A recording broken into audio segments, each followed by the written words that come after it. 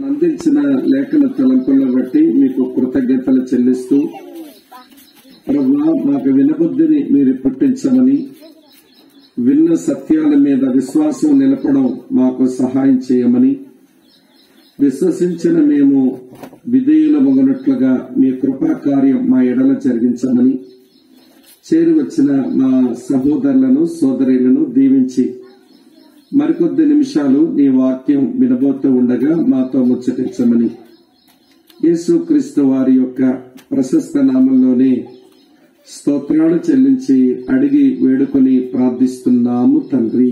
ఆమేన్. ఆమేన్. ఆమేన్. క్రీస్తునందు ప్రియ సహోదర సహోదరులారా, ఈ ప్రపంచంలో గొప్ప అద్భుతం ఏది అని ఒకవేళ మనం ప్రశ్నిస్తే, బైబిల్ పరిచయం ఉన్న మనం కొన్ని అద్భుతాలు మనం లిస్ట్ అవుట్ చేస్తాం. ఇవన్నీ అద్భుతాలేనండి, ప్రపంచంలో గొప్పవి అంటాం. ఎర్ర సముద్రం పాయలయ్యింది, అద్భుతం కాదా? ఆకాశం నుంచి మన్నా కురిసింది, అద్భుతం కాదా? బండలోంచి నీళ్లొచ్చినాయి, అద్భుతం కాదా?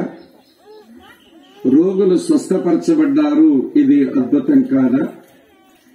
అలానే బైబిల్ పరిచయం ఉన్న మనం ఈ ప్రపంచంలో గొప్ప అద్భుతాలు ఏమైనా ఉంటే చెప్పండి అంటే ఇవన్నీ కూడా మనం వరుస పెట్టి చెప్పగలం. ఎందుకంటే బైబిల్ పరిచయం ఉన్నవారం గనక, ఈ అద్భుతాలు గురించినటువంటి కొంత పరిజ్ఞానం ఉంది గనక ఇవన్నీ అద్భుతాలే అని చెప్తాం. అయితే ప్రపంచంలో గొప్ప అద్భుతం ఏంటి అని అంటే, పాపంతో నిండిన ఈ లోకంలో పాపిగా బ్రతికిన వాడిని బయటికి తీసి, పాపిని కాస్త పరిశుద్ధునిగా మార్చి, మళ్లీ పాపలోకంలోనే వాడిని పెట్టి, వాడి ప్రభావం చేత పాపలోకాన్ని పరిశుద్ధపరచడమే అన్ని అద్భుతాల కంటే గొప్ప అద్భుతం. అమ్మ, అర్థమైందని చెప్పింది పెద్ద స్టేట్మెంట్ అయింది కదా, కానీ తప్పదు.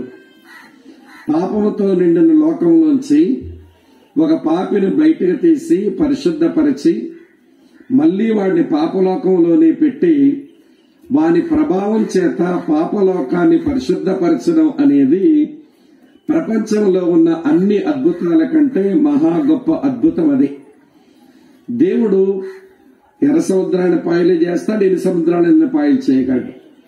బండలోంచి నీళ్ళు ఇవ్వగలడు, ఏమీ లేకుండా కూడా నీళ్ళు ఇవ్వగలడు.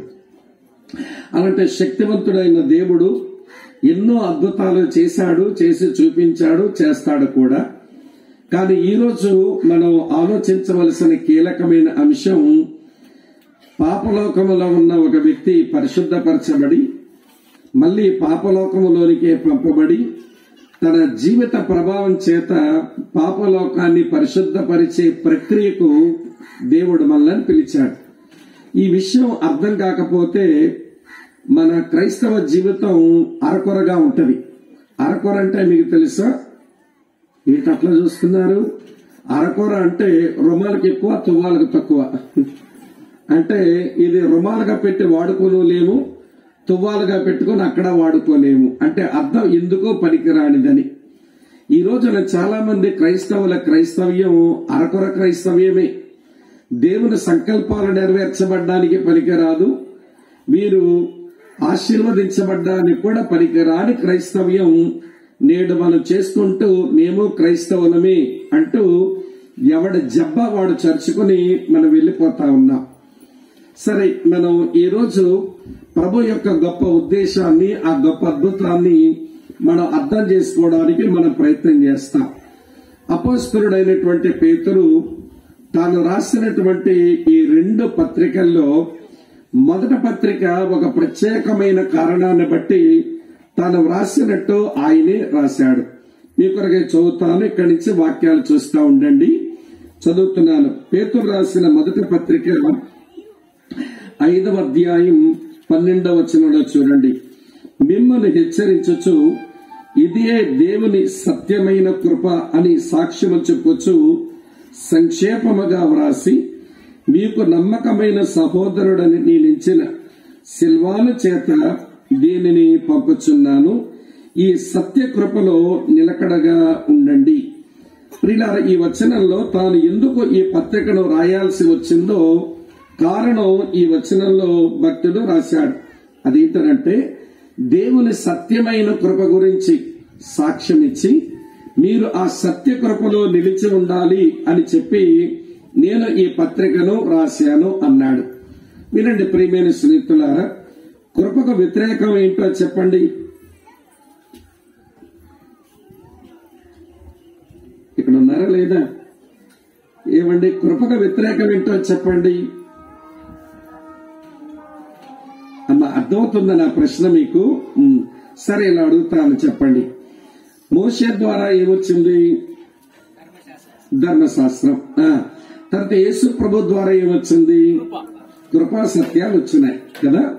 కనుక కృపకు ఎగ్నిస్ట్ ఏంటనంటే ధర్మశాస్త్రమే.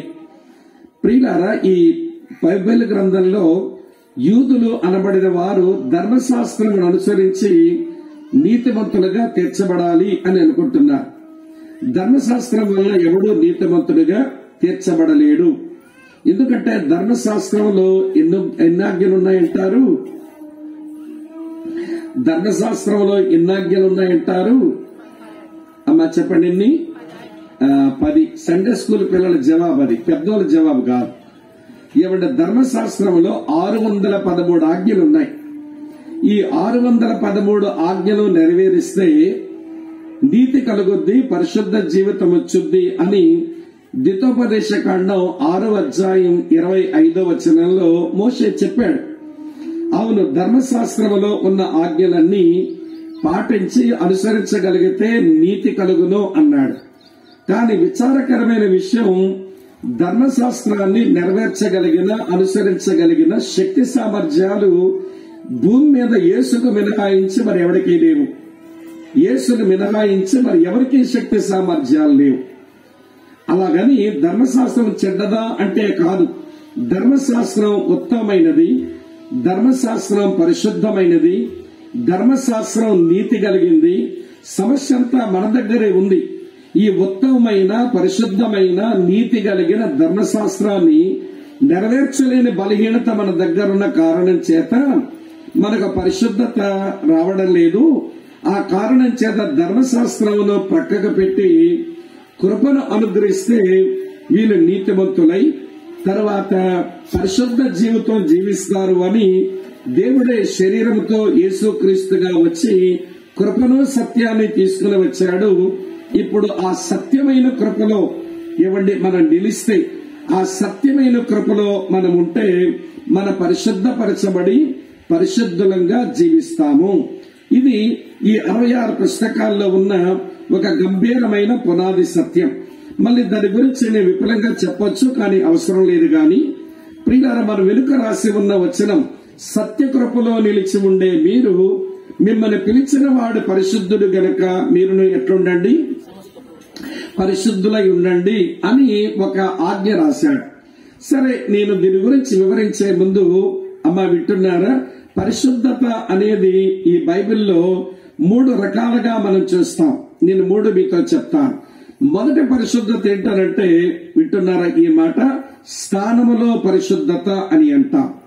అంటే ఏ రోజునైతే యేసు ప్రభువుని నమ్మామో, మన పాపాల విషయమే మనం పశ్చాత్తాపడ్డామో, క్రీస్తుని మన హృదయంలో చేర్చుకున్నామో, నీతిమంతులుగా తీర్చబడ్డామో, ఆ రోజునే మనం పరిశుద్ధులమయ్యాము. దీన్ని స్థానములో పరిశుద్ధత అంటారు. ఇంగ్లీష్ లో పొజిషనల్ హోలీనెస్ అన్నారు.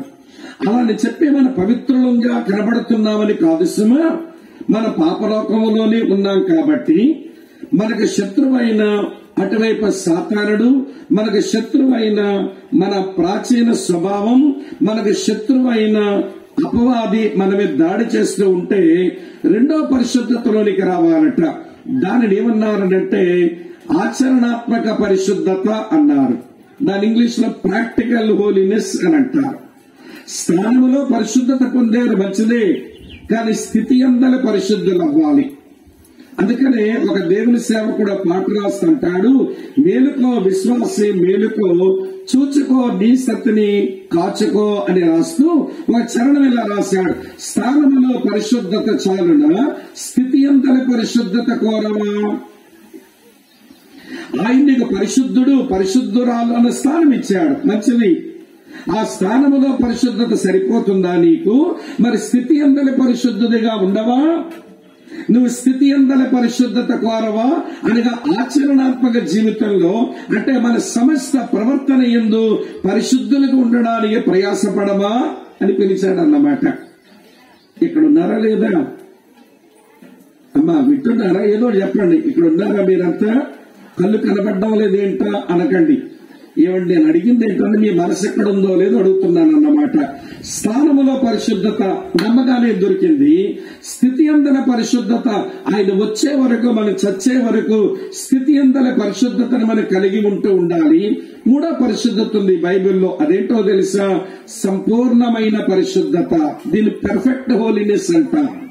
ఇది ఎప్పుడు వస్తుంది అంటే ఆయన ముందుకు మనం వెళ్లిన రోజున, ఆయన మన ముందు ప్రత్యక్షమైన రోజున.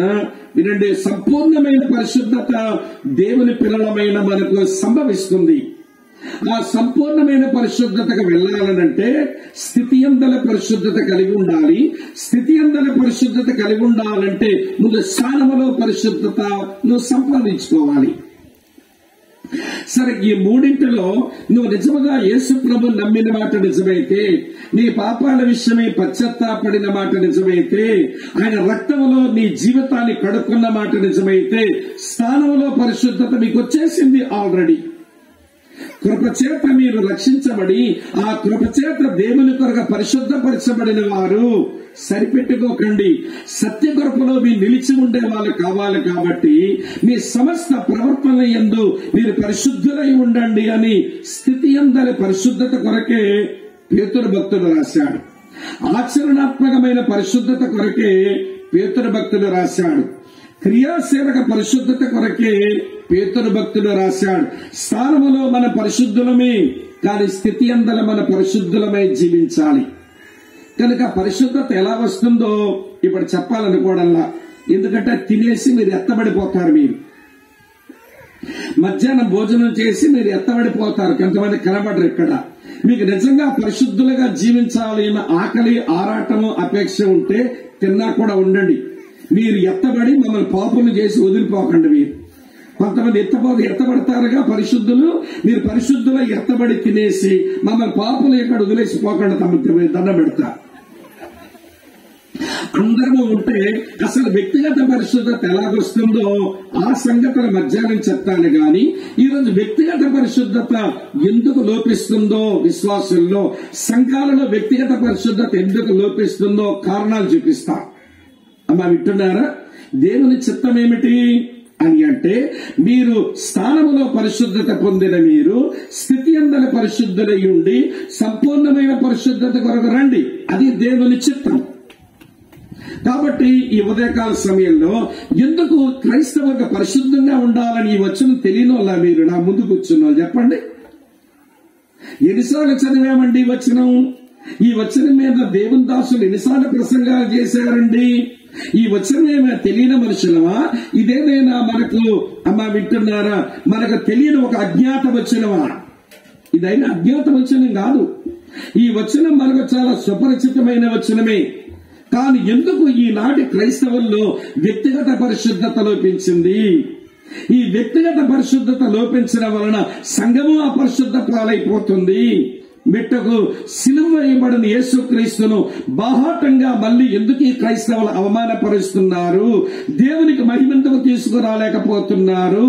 ఇంకా ఇలది ఒక బతికేనా అని యేసుని ఎరగని వారి చేత ఏసడింపు మాటలు మనం ఎందుకు వినవలసి వస్తున్నది? అది చెప్తా ఇప్పుడు.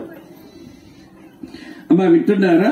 మీకు నిజంగా పరిశుద్ధంగా బ్రతకాలి అన్న ఆరాటము, ఆకలుంటే మధ్యాహ్నం విందాం ఎలాగ వ్యక్తిగత పరిశుద్ధత వస్తుందో. కానీ దేవుని మనసు ఏంటో తెలుసా? సత్యకృపను మీరు అర్థం చేసుకుని సత్యకృపలో మీరు నిలిచి ఉండి మీ వ్యక్తిగత పరిశుద్ధతలో మీరు సరిగా ఉండండి అని భక్తుడు చెప్పాడు. కాబట్టి ఈరోజు వ్యక్తిగత పరిశుద్ధత ఎందుకు లోపిస్తుందో ఒక 4-5 కొన్ని కారణాలైతే చూపిస్తాను. మధ్యాహ్నం వ్యక్తిగత పరిశుద్ధత తెచ్చుకునే విధానం ఏంటో చెప్తాను. నాతో ఉన్నారా మీరంతా?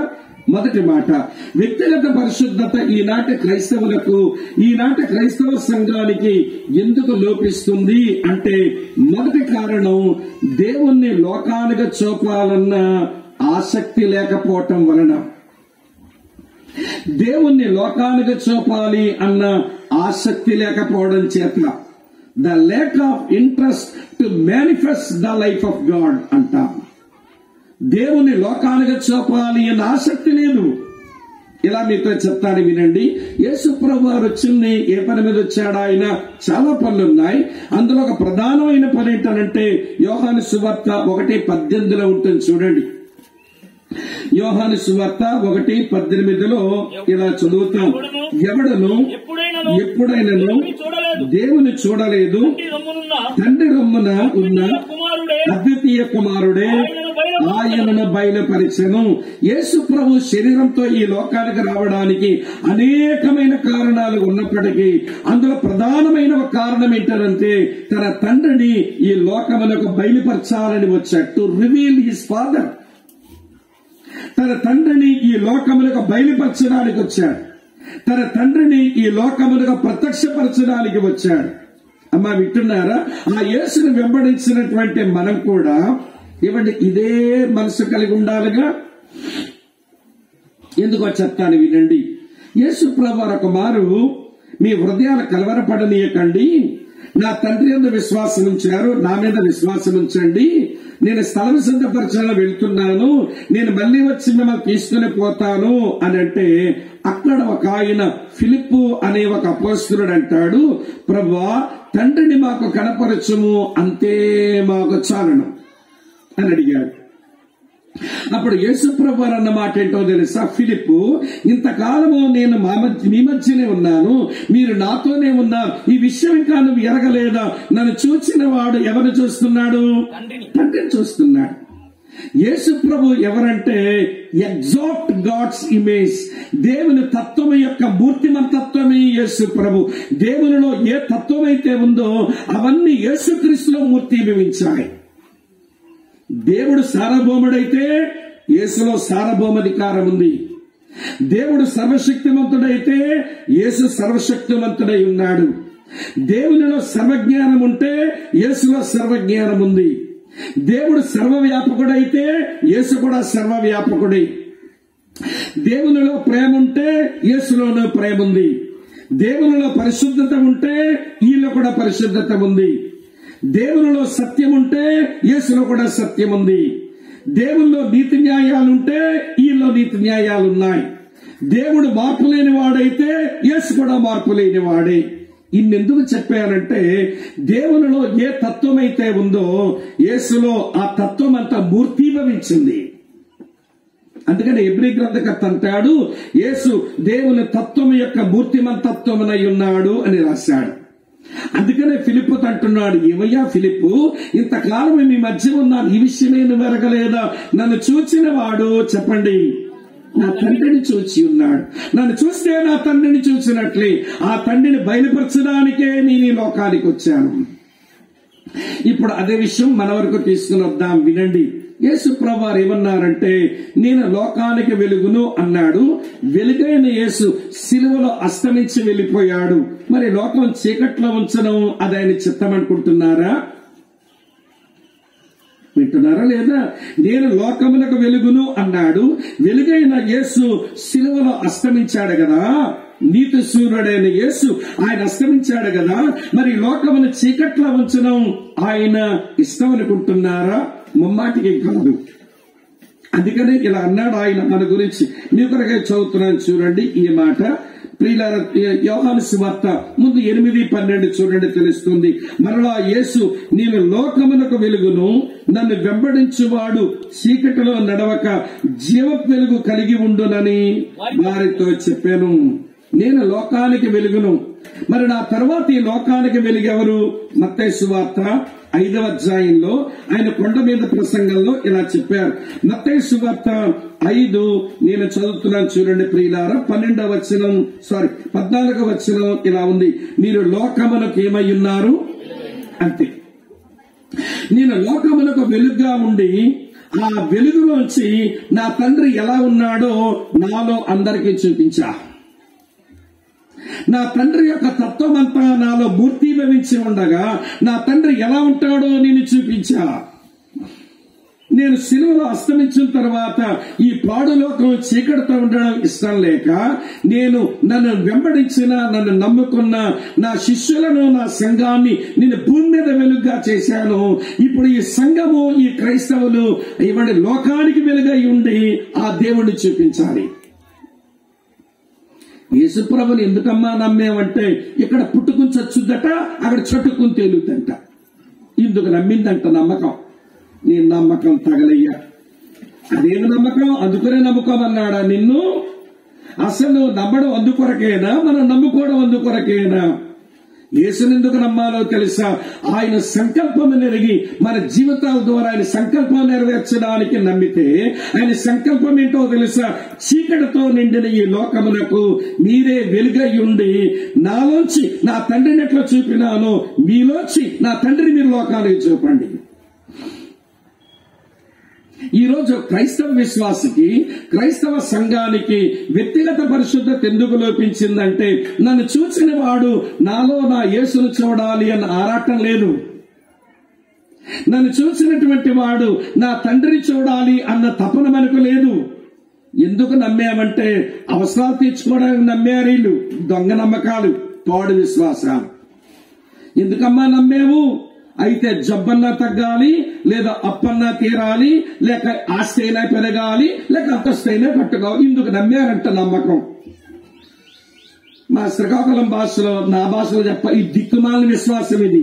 ఈ దిక్కుమాల విశ్వాసం నేర్చుకున్నాం మనం. తప్పు మీద అండం లేదులేండి. మా బోటి బోధకులదే పెద్ద లోపం అయిపోయింది. నేను ఎందుకు నమ్మానో తెలుసా? ఆయన నిజముగా దేవుడని అర్థమైంది, నమ్మాను. నా ద్వారా ఆయన సంకల్పం ఏమి నెరవేర్చుకోవాలి అని అనుకుంటున్నాడో అందుకొరకు నమ్మాను అనే మాటగా మనం వస్తే, ఆ స్థాయికి మనం ఎదిగితే, నన్ను చూసిన వాడు నాలో నా యేసును చూడాలి అని బతకడం వస్తే, అపరిశుద్ధురాలకు ఎందుకుంటావు? అపరిశుద్ధునికి ఎందుకుంటావు? పాపముతో నిండిన లోకములో ఒక పరిశుద్ధమైన వ్యక్తి ఉంటావు. అట్లాంటి వాళ్ళు ఎట్లుంటారో చెప్పనా? మురికి కాలువలో కనబడుతున్న తెల్ల కలవ పువ్వులా ఉంటావు. లోకమంతా ఇది పెద్ద మురికి కాలువ, నల్లగా మడ్డి పట్టింది మురికి కాలువ. ఆ మురికి కాలువలో ఒక తెల్లటి కలవ పువ్వులాగా నువ్వు కనబడతావు. ఏంటండి ఇంత తెల్లగా ఉంది?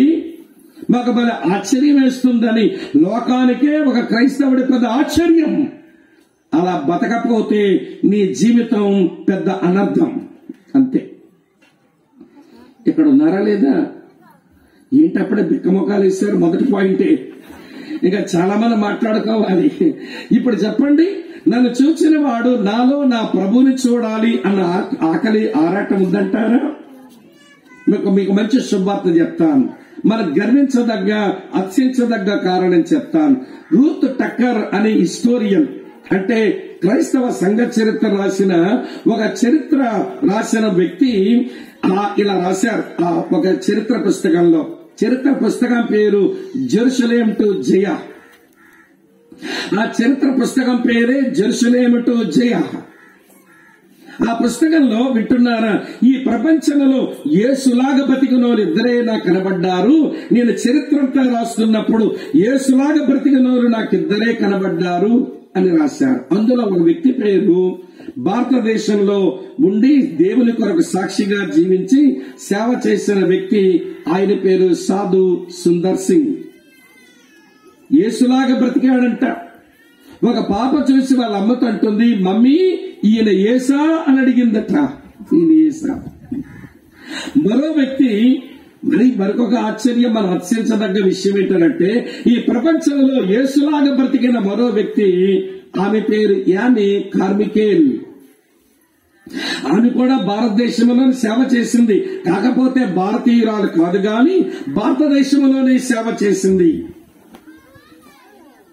మన కింద ఉన్న రాష్ట్రమైన తమిళనాడు రాష్ట్రంలో దోనావూర్ అనే పట్టణంలో ఒక మిషనరీ దేవుని సేవ చేస్తున్నట్టు ఆ రోజుల్లో చేస్తుంటే దోనావూరు పట్టణం అంతా వింటున్నారు వేశ్యలతో నిండిపోయిన పట్టణం. కారణం అక్కడ దేవదాసి విధానం ఉంది. అంటే తల్లిదండ్రులే వాళ్ళకి పుట్టిన పెద్ద ఆడపిల్లను మొట్టమొదట ఆ పిల్ల పుడితే ఆమె జ్యేష్ఠురాలైతే ఆ పిల్ల మెచ్యూర్ అవ్వగానే వారు దేవాలయానికి అప్పగిస్తారు. ఆ పిల్ల దేవదాసిగా దేవాలయాల్లో బతకవలసింది. దేవదాసీలుగా మారిన ఆడపిల్లలు పగలంతా అర్చకులకు వారు పరిచర్యలు చేస్తారు. రాత్రి రోడ్డు మీదకి వచ్చి వేశ్యలుగా పనిచేసి పైసలు సంపాదించి మందిరం దగ్గర ఉన్న అర్చకులకు తిరిగి పైసలు ఇవ్వాలి.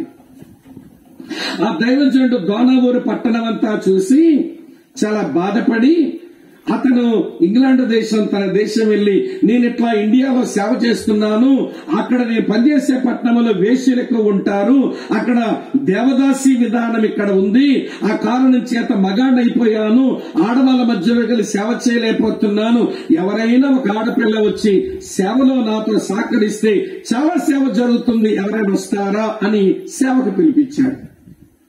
వింటున్నారా మీరంతా? ఆ పిలుపు అందుకుంది ఒక పిల్ల. ఇప్పుడు ఈ పిల్ల గురించి 2 మాటలు చెప్పాలి. ఈ పిల్లకు వింటున్నారా లేదా పిల్లి కళ్ళు దేవుడు ఇచ్చాడు. అందుకని స్కూల్లో అందరూ పిల్లి కళ్ళు పిల్ల నేడిపిస్తుంటే ఆ చిన్న వయసులో 2 దువ్వెనలు ఇట్లా 2 కళ్ళ మీద పెట్టుకుని పొడుచుకోవాలనుకుంటుందట. వాళ్ళమ్మ పరుగున వచ్చింది. ఏమి బాబా ఏం చేస్తున్నావంటే, మమ్మీ ఈ కళ్ళ బట్టే అందరూ నన్ను ఎగతాళి చేస్తున్నారు, దేవుడు ఎందుకో నాకు ఇట్లాంటి కళ్ళు ఇచ్చాడు, పొడి చేసుకుంటే ఎవరు నన్ను వెక్కిరించరు కదా అందట చిన్న పిల్ల. అప్పుడు తల్లి దగ్గరగా లాగేసుకుని ఆ 2 దువ్వెనలు విసిరేసి అందట, పాప మీ నాన్నకు అట్లాంటి కళ్ళు లేవు, నాకు అట్లాంటి కళ్ళు లేవు, మా ఫ్యామిలీ బ్యాక్గ్రౌండ్ లాంటి కళ్ళున్నో లేరు, మీ డాడీ వైపు నుంచి కూడా ఇట్లా కళ్ళున్నో లేరు, నీకే ప్రత్యేకమైన కళ్ళు దేవుడు ఇచ్చాడంటే ఏదో కారణం ఉంటుందమ్మా, నువ్వేమి ఎవరో ఎగతాళి చేస్తే నువ్వు కృంగిపోవద్దు, దీనివల్ల ఏదో దేవుని పని జరుగుద్ది అని చెప్తే కొంచెంగా మనసును స్థిమితపరచుకొని ఆ కళతోనే పెరిగి పెద్ద అయిపోయింది. ఇప్పుడు మిషనరీ అడుగుతున్నాడట, ఎవరైనా దోనావూరు పట్టణానికి వస్తారా, ఎవరైనా తమిళనాడు రాష్ట్రానికి వస్తారా, ఎవరైనా ఇండియాకి సేవ చేయడానికి వస్తారంటే ఈ పిల్లి పిల్ల చెయ్యెత్తి అంకుల్ నేను వచ్చి సేవ చేస్తా వాళ్ళ మధ్య. మొత్తానికి కొంత తర్ఫీదు ఇప్పించాడు ఆ దేశంలోనే. ఆ దేశాన్ని విడిచిపెట్టుకుని ఈ దేశానికి వచ్చింది. ఇప్పుడు ఎవరి మధ్య పని చేయాలి అంటే ఈ జోగిని వ్యవస్థలో వింటున్నారా వేశ్యలుగా మారిపోయిన వింటున్నారా తల్లి ఈ దేవదాసీల మధ్యలోకి వెళ్ళి సేవ చేయాలి. ఎట్లరా సేవ చేసేదని ప్రార్థన చేసుకుని వేశ్యలంతా దేవాలయాల్లోంచి రోడ్డెక్కగాని ఈ పిల్ల కూడా వేశ్యలాగా రోడ్డెక్కేదట. ఎక్కి వేశ్యలతో మాట్లాడేది. ఒక రాత్రంతా నువ్వు 2-3 మగాళ్ళకి నీ శరీరం అప్పగించుకుంటే ఎన్ని పైసలు వస్తాయి, ఆ పైసలు నేనిస్తాను, నీ శరీరం అప్పగించి జబ్బులు తెచ్చుకొని మీరు పాపం చెయ్యొద్దని సువార్త చెప్పి వాళ్ళకి డబ్బులు ఇచ్చి తెల్లవారు పంపించేదంట. క్రమేపీ తన ఇంట్లో సంఖ్య పెరిగిపోతుంది. రోడ్డు మీద తిరిగే వేశ్యలు తక్కువ అవుతున్నారు. వాళ్ళందరికీ పైసలు ఇచ్చేదట, దొరకనివ్వలేదు డబ్బులు. వాళ్ళ ఇంటికి తీసుకొచ్చి కూర్చోబెట్టి కుట్టు పనులు, స్వింగ్ మిషన్ తో ఏమైనా బట్టలు కొట్టడం, తర్వాత టైప్ రైటింగ్, ఏవేవో పనులు నేర్పించేదంట. వీళ్ళు పనులు నేర్చుకుంటూ చేసిన దాంతో వస్తువులను మళ్ళీ మార్కెట్లో అమ్మి డబ్బులు సంపాదించి వీళ్ళకిచ్చేది. మొత్తానికి చాలా మంది దేవదాసీలు ఈ జోగిని విధానంలోంచి బయటకు వచ్చి వీళ్ళు మారు మనసు పొంది రక్షణ పొందారు. ఈ పిల్ల కనిపించిందట, ఎంతకాలం నేను ఎట్లా వీళ్ళు చేస్తాను, వీళ్ళ అమ్మా నాన్న ఇళ్లకు పంపిస్తే వీళ్ళకి ఏదైనా బ్రతుకు వాళ్ళు ఇస్తే బాగుండును, వాళ్ళ అమ్మా నాన్న ఇంటికి పంపిద్దాము అనుకుందట. వింటున్నారా? తన దగ్గర సహకారంగా ఉన్న ఒక బ్రదర్ అందట, అన్నా మనం ఈ వీళ్ళని ఎట్లయినా వాళ్ళ పేరెంట్స్ ఇంటే చేర్చాలంటే, మేడం మీకేమైనా పిచ్చా, పోచర్లు వదిలేస్తారా, వాళ్ళ అమ్మ నాన్న చేర్చుకుంటారా, వాళ్ళ ఆదాయం పోతుంది, వాళ్ళు వదలరు, వాళ్ళ అమ్మా నాన్నలకి తెలిసి వీళ్ళు వేశ్యలైపోయారు, వీళ్ళు చేర్చుకోరు అంటే వింటున్నారు. లేదు చిన్న ప్రయత్నం చేద్దామని అర్చకుల దగ్గరికి వెళ్ళి అడిగిందంట. అయ్యా వీళ్ళని నేను కలుస్తుంటాను, నా ఇంటికి పిలుస్తుంటాను, దేవుని మాటలు చెప్పాను, వాళ్ళ దేవుని నమ్ముకున్నారు, ఇన్ని రోజులు మీకు పైసలు ఇచ్చారు కానీ వ్యభిచారంతో డబ్బులు సంపాదించలేదు, వారి ఇళ్ళకి చేర్చుదాం. ఏమంటారు అంటే, మీరు చెప్తే కాదంటా వింటమ్మా, అలాగే చేర్చు అన్నారంట. ఈవిడకి అది అర్థం కాలేదు. నేను అడిగితే వీళ్ళెట్లా సమ్మతించారు అర్థం కాక మొత్తానికి పెర్మిషన్ అయితే వచ్చిందిగా. పేరెంట్స్ కూడా అడిగితే వాళ్ళు కూడా స్వీకరిస్తామన్నారట. ఇప్పుడు అబ్బాయితో చెప్పింది, నువ్వేమో నన్ను బాగా డిస్కరేజ్ చేసావు, పూజార్లు వదిలేరు, అమ్మా నాన్నలు చేర్చుకున్నారు అంటే వీడికి అర్థం కాక అర్చకుల దగ్గరికి వెళ్ళాడట. మీరు ఎట్లా వదిలేస్తామన్నారంటే, ఒరే ఎవరొచ్చి అడిగారో తెలుసా మేము పంపడానికి? దేవదూత వచ్చిందిరా. దేవదూత అన్నాడట. కొలు చూసావా? ఏ కళ్ళు రవి దేవదూత కళ్ళు. ఆ పిల్ల దేవదూత. అందుకని ఆ రోజున వారికున్న విశ్వాసం అలాంటి పిల్లి కళ్ళుతో ఉన్న పిల్లను దేవదూత ఎంచే ఒక సంస్కృతి ఉన్న కారణం చేత దేవదూతలను వదిలేశారు. వదిలేస్తామని చెప్పారంట. మొత్తానికి ఈ వేశ్యలంతా తీసుకొచ్చి వాళ్ళ కుటుంబాలుగా చేర్చి బ్రతుకునిస్తే చాలా మంది జీవితాలు మారిపోయినాయి. ఇక వేశ్యలు కాదు. ఇప్పుడు ఆ అమ్మాయి మిషనరీలంతా ఇండియా వదిలిపెట్టి వెళ్లిపోవాలి అని భారతదేశం శాసించినప్పుడు ఆ వెళ్లిపోతున్నప్పుడు దోనావూరు పట్టణం అందట దేవుని ప్రేమ, దేవుని పరిశుద్ధత, దేవుని నీతి, దేవుని మంచితనం మమ్మల్ని వదిలేసి వెళ్ళిపోతుందని ఏడ్చిందంట పట్టణం అంతా. అంటే ఈ అమ్మాయి దోనవూరు పట్టణం ఎట్లా బ్రతికిందనంటే, నాలోంచి నా ప్రభువును చూపించాలి అన్న మనసుతో బ్రతికింది. దేవుని పరిశుద్ధత, నీతి ఆమె జీవితం నుంచి చూపించడానికి ప్రయత్నం పడింది. అనేకులు బ్రతుకునివ్వడమే కాకుండా దేవుని స్వభావ లక్షణాల లోకానికి చూపించింది. అందుకని దేవుని పరిశుద్ధత మమ్మల్ని వదిలి వెళ్ళిపోతుందని యామే కార్మికేయుల గురించి చెప్పారు. మీకు విషయం చెప్పనా? ఆమె దేవుని ప్రేమ మీద ఒక పెద్ద ఆర్టికల్ రాసింది. నేను తర్జుమా చేశా. ఒక్కొక్క లైన్ తర్జుమా చేయడానికి చేస్తున్నప్పుడు బటబటా కన్నీళ్లు రాలిపోయేవి. ఎక్కడి నుంచి ఆలోచించిందిరా ఈ మహాతల్లి దేవుని ప్రేమని గురించింత అనిపించింది నాకు. దేవుని ప్రేమను ఎరిగి, దేవుని ప్రేమను అనుభవించి, దేవుని పరిశుద్ధతను ఎరిగి, పరిశుద్ధంగా జీవించి అనేకులకు దేవుణ్ణి చూపించింది. ఈ రోజున క్రైస్తవ విశ్వాసులకు, నేటి స్థానిక సంఘాలకు వ్యక్తిగత పరిశుద్ధత ఎందుకు లోపించింది అని అంటే, మేము దేవుణ్ణి లోకాలకు చూపించాలి అన్న తపన లేదు మనకు. ఎందుకు యేసుని నమ్మామంటే యేసయ్యతో పనులు చేయించుకోవడానికి. ఎందుకు యేసు ప్రభువుని నమ్మామంటే యేసయ్య దగ్గర దీవెనలు పొందడానికి. ఎందుకు యేసు ప్రభువుని నమ్మాము అని అంటే, మీరంటే ఈ భూ సంబంధమైనవేవో గడించుకోవడానికి. ఇంతకు మించి అవ్వడం లేదు నేటి తరం క్రైస్తవుల యొక్క మనస్తత్వం. అక్క, చెల్లి, తమ్ముడు అన్న వినండి, నన్ను చూసినటువంటి వారు నాలో నా ప్రభువును చూడాలి అన్న ఆరాటం నీ కుటుంబంలోనే నీకుందంటావా? నన్ను చూసినటువంటి వారు, మా వీధి వాళ్ళు నాలో నా యేసును చూడాలి అన్న తపనే నీకుందంటావా? నన్ను చూసినటువంటి వారు మా స్థానిక సంఘములో నా ప్రభువునే చూడాలి అన్న తపన ఉందంటారా? ఈ తపన, ఆరాటం ఉంటే వ్యక్తిగత పరిశుద్ధత కొరకు సర్కసులు చేయనక్కర్లేదు. ఇంకా విడ్డూరమైన మాట చెప్పనా? వ్యక్తిగత పరిశుద్ధత అనేది క్రైస్తవ జీవన శైలి. Holiness is our life style. అంతే. జీవన శైలి అంటే రొటీన్ గా ఉండవలసిందే గాని తంటాలు పడి తెచ్చుకునేది కాదు. రోజుకి ఎన్నిసార్లు తింటారు? 3 సార్లు. ఏమండి, దానికి ఏమైనా తీర్మానాలు జరగాలా? దానికి ఏమైనా రిజర్వేషన్ పాస్ చేయాలా? దానికి ఏమైనా తంటాలు పడాలా? అవగానే ఏమండి బాగా 12 ఇడ్లీలు మేస్తాం. మధ్యాహ్నం 1 గంట అవ్వగానే అర్ధ కేజీ తెల్ల పర్వతం ప్లేట్లు వదిలేపేస్తాం. సాయంత్రం అవ్వగానే చెంబుడు కాఫీ తాగుతాం, 1/2 కేజీ పకోడీ మేస్తాం. మళ్ళీ సాయంత్రం అయితే రుచికరమైన కూర దొరికితే మరొక 1/2 కేజీ తెల్ల పర్వతం లేపేస్తాం. నేను దినములకు 3 మారులు తింటాను. తీర్మానాలు ఉండవు. అది లైఫ్ స్టైల్. అంతే. 3 పూటలు తినడమే.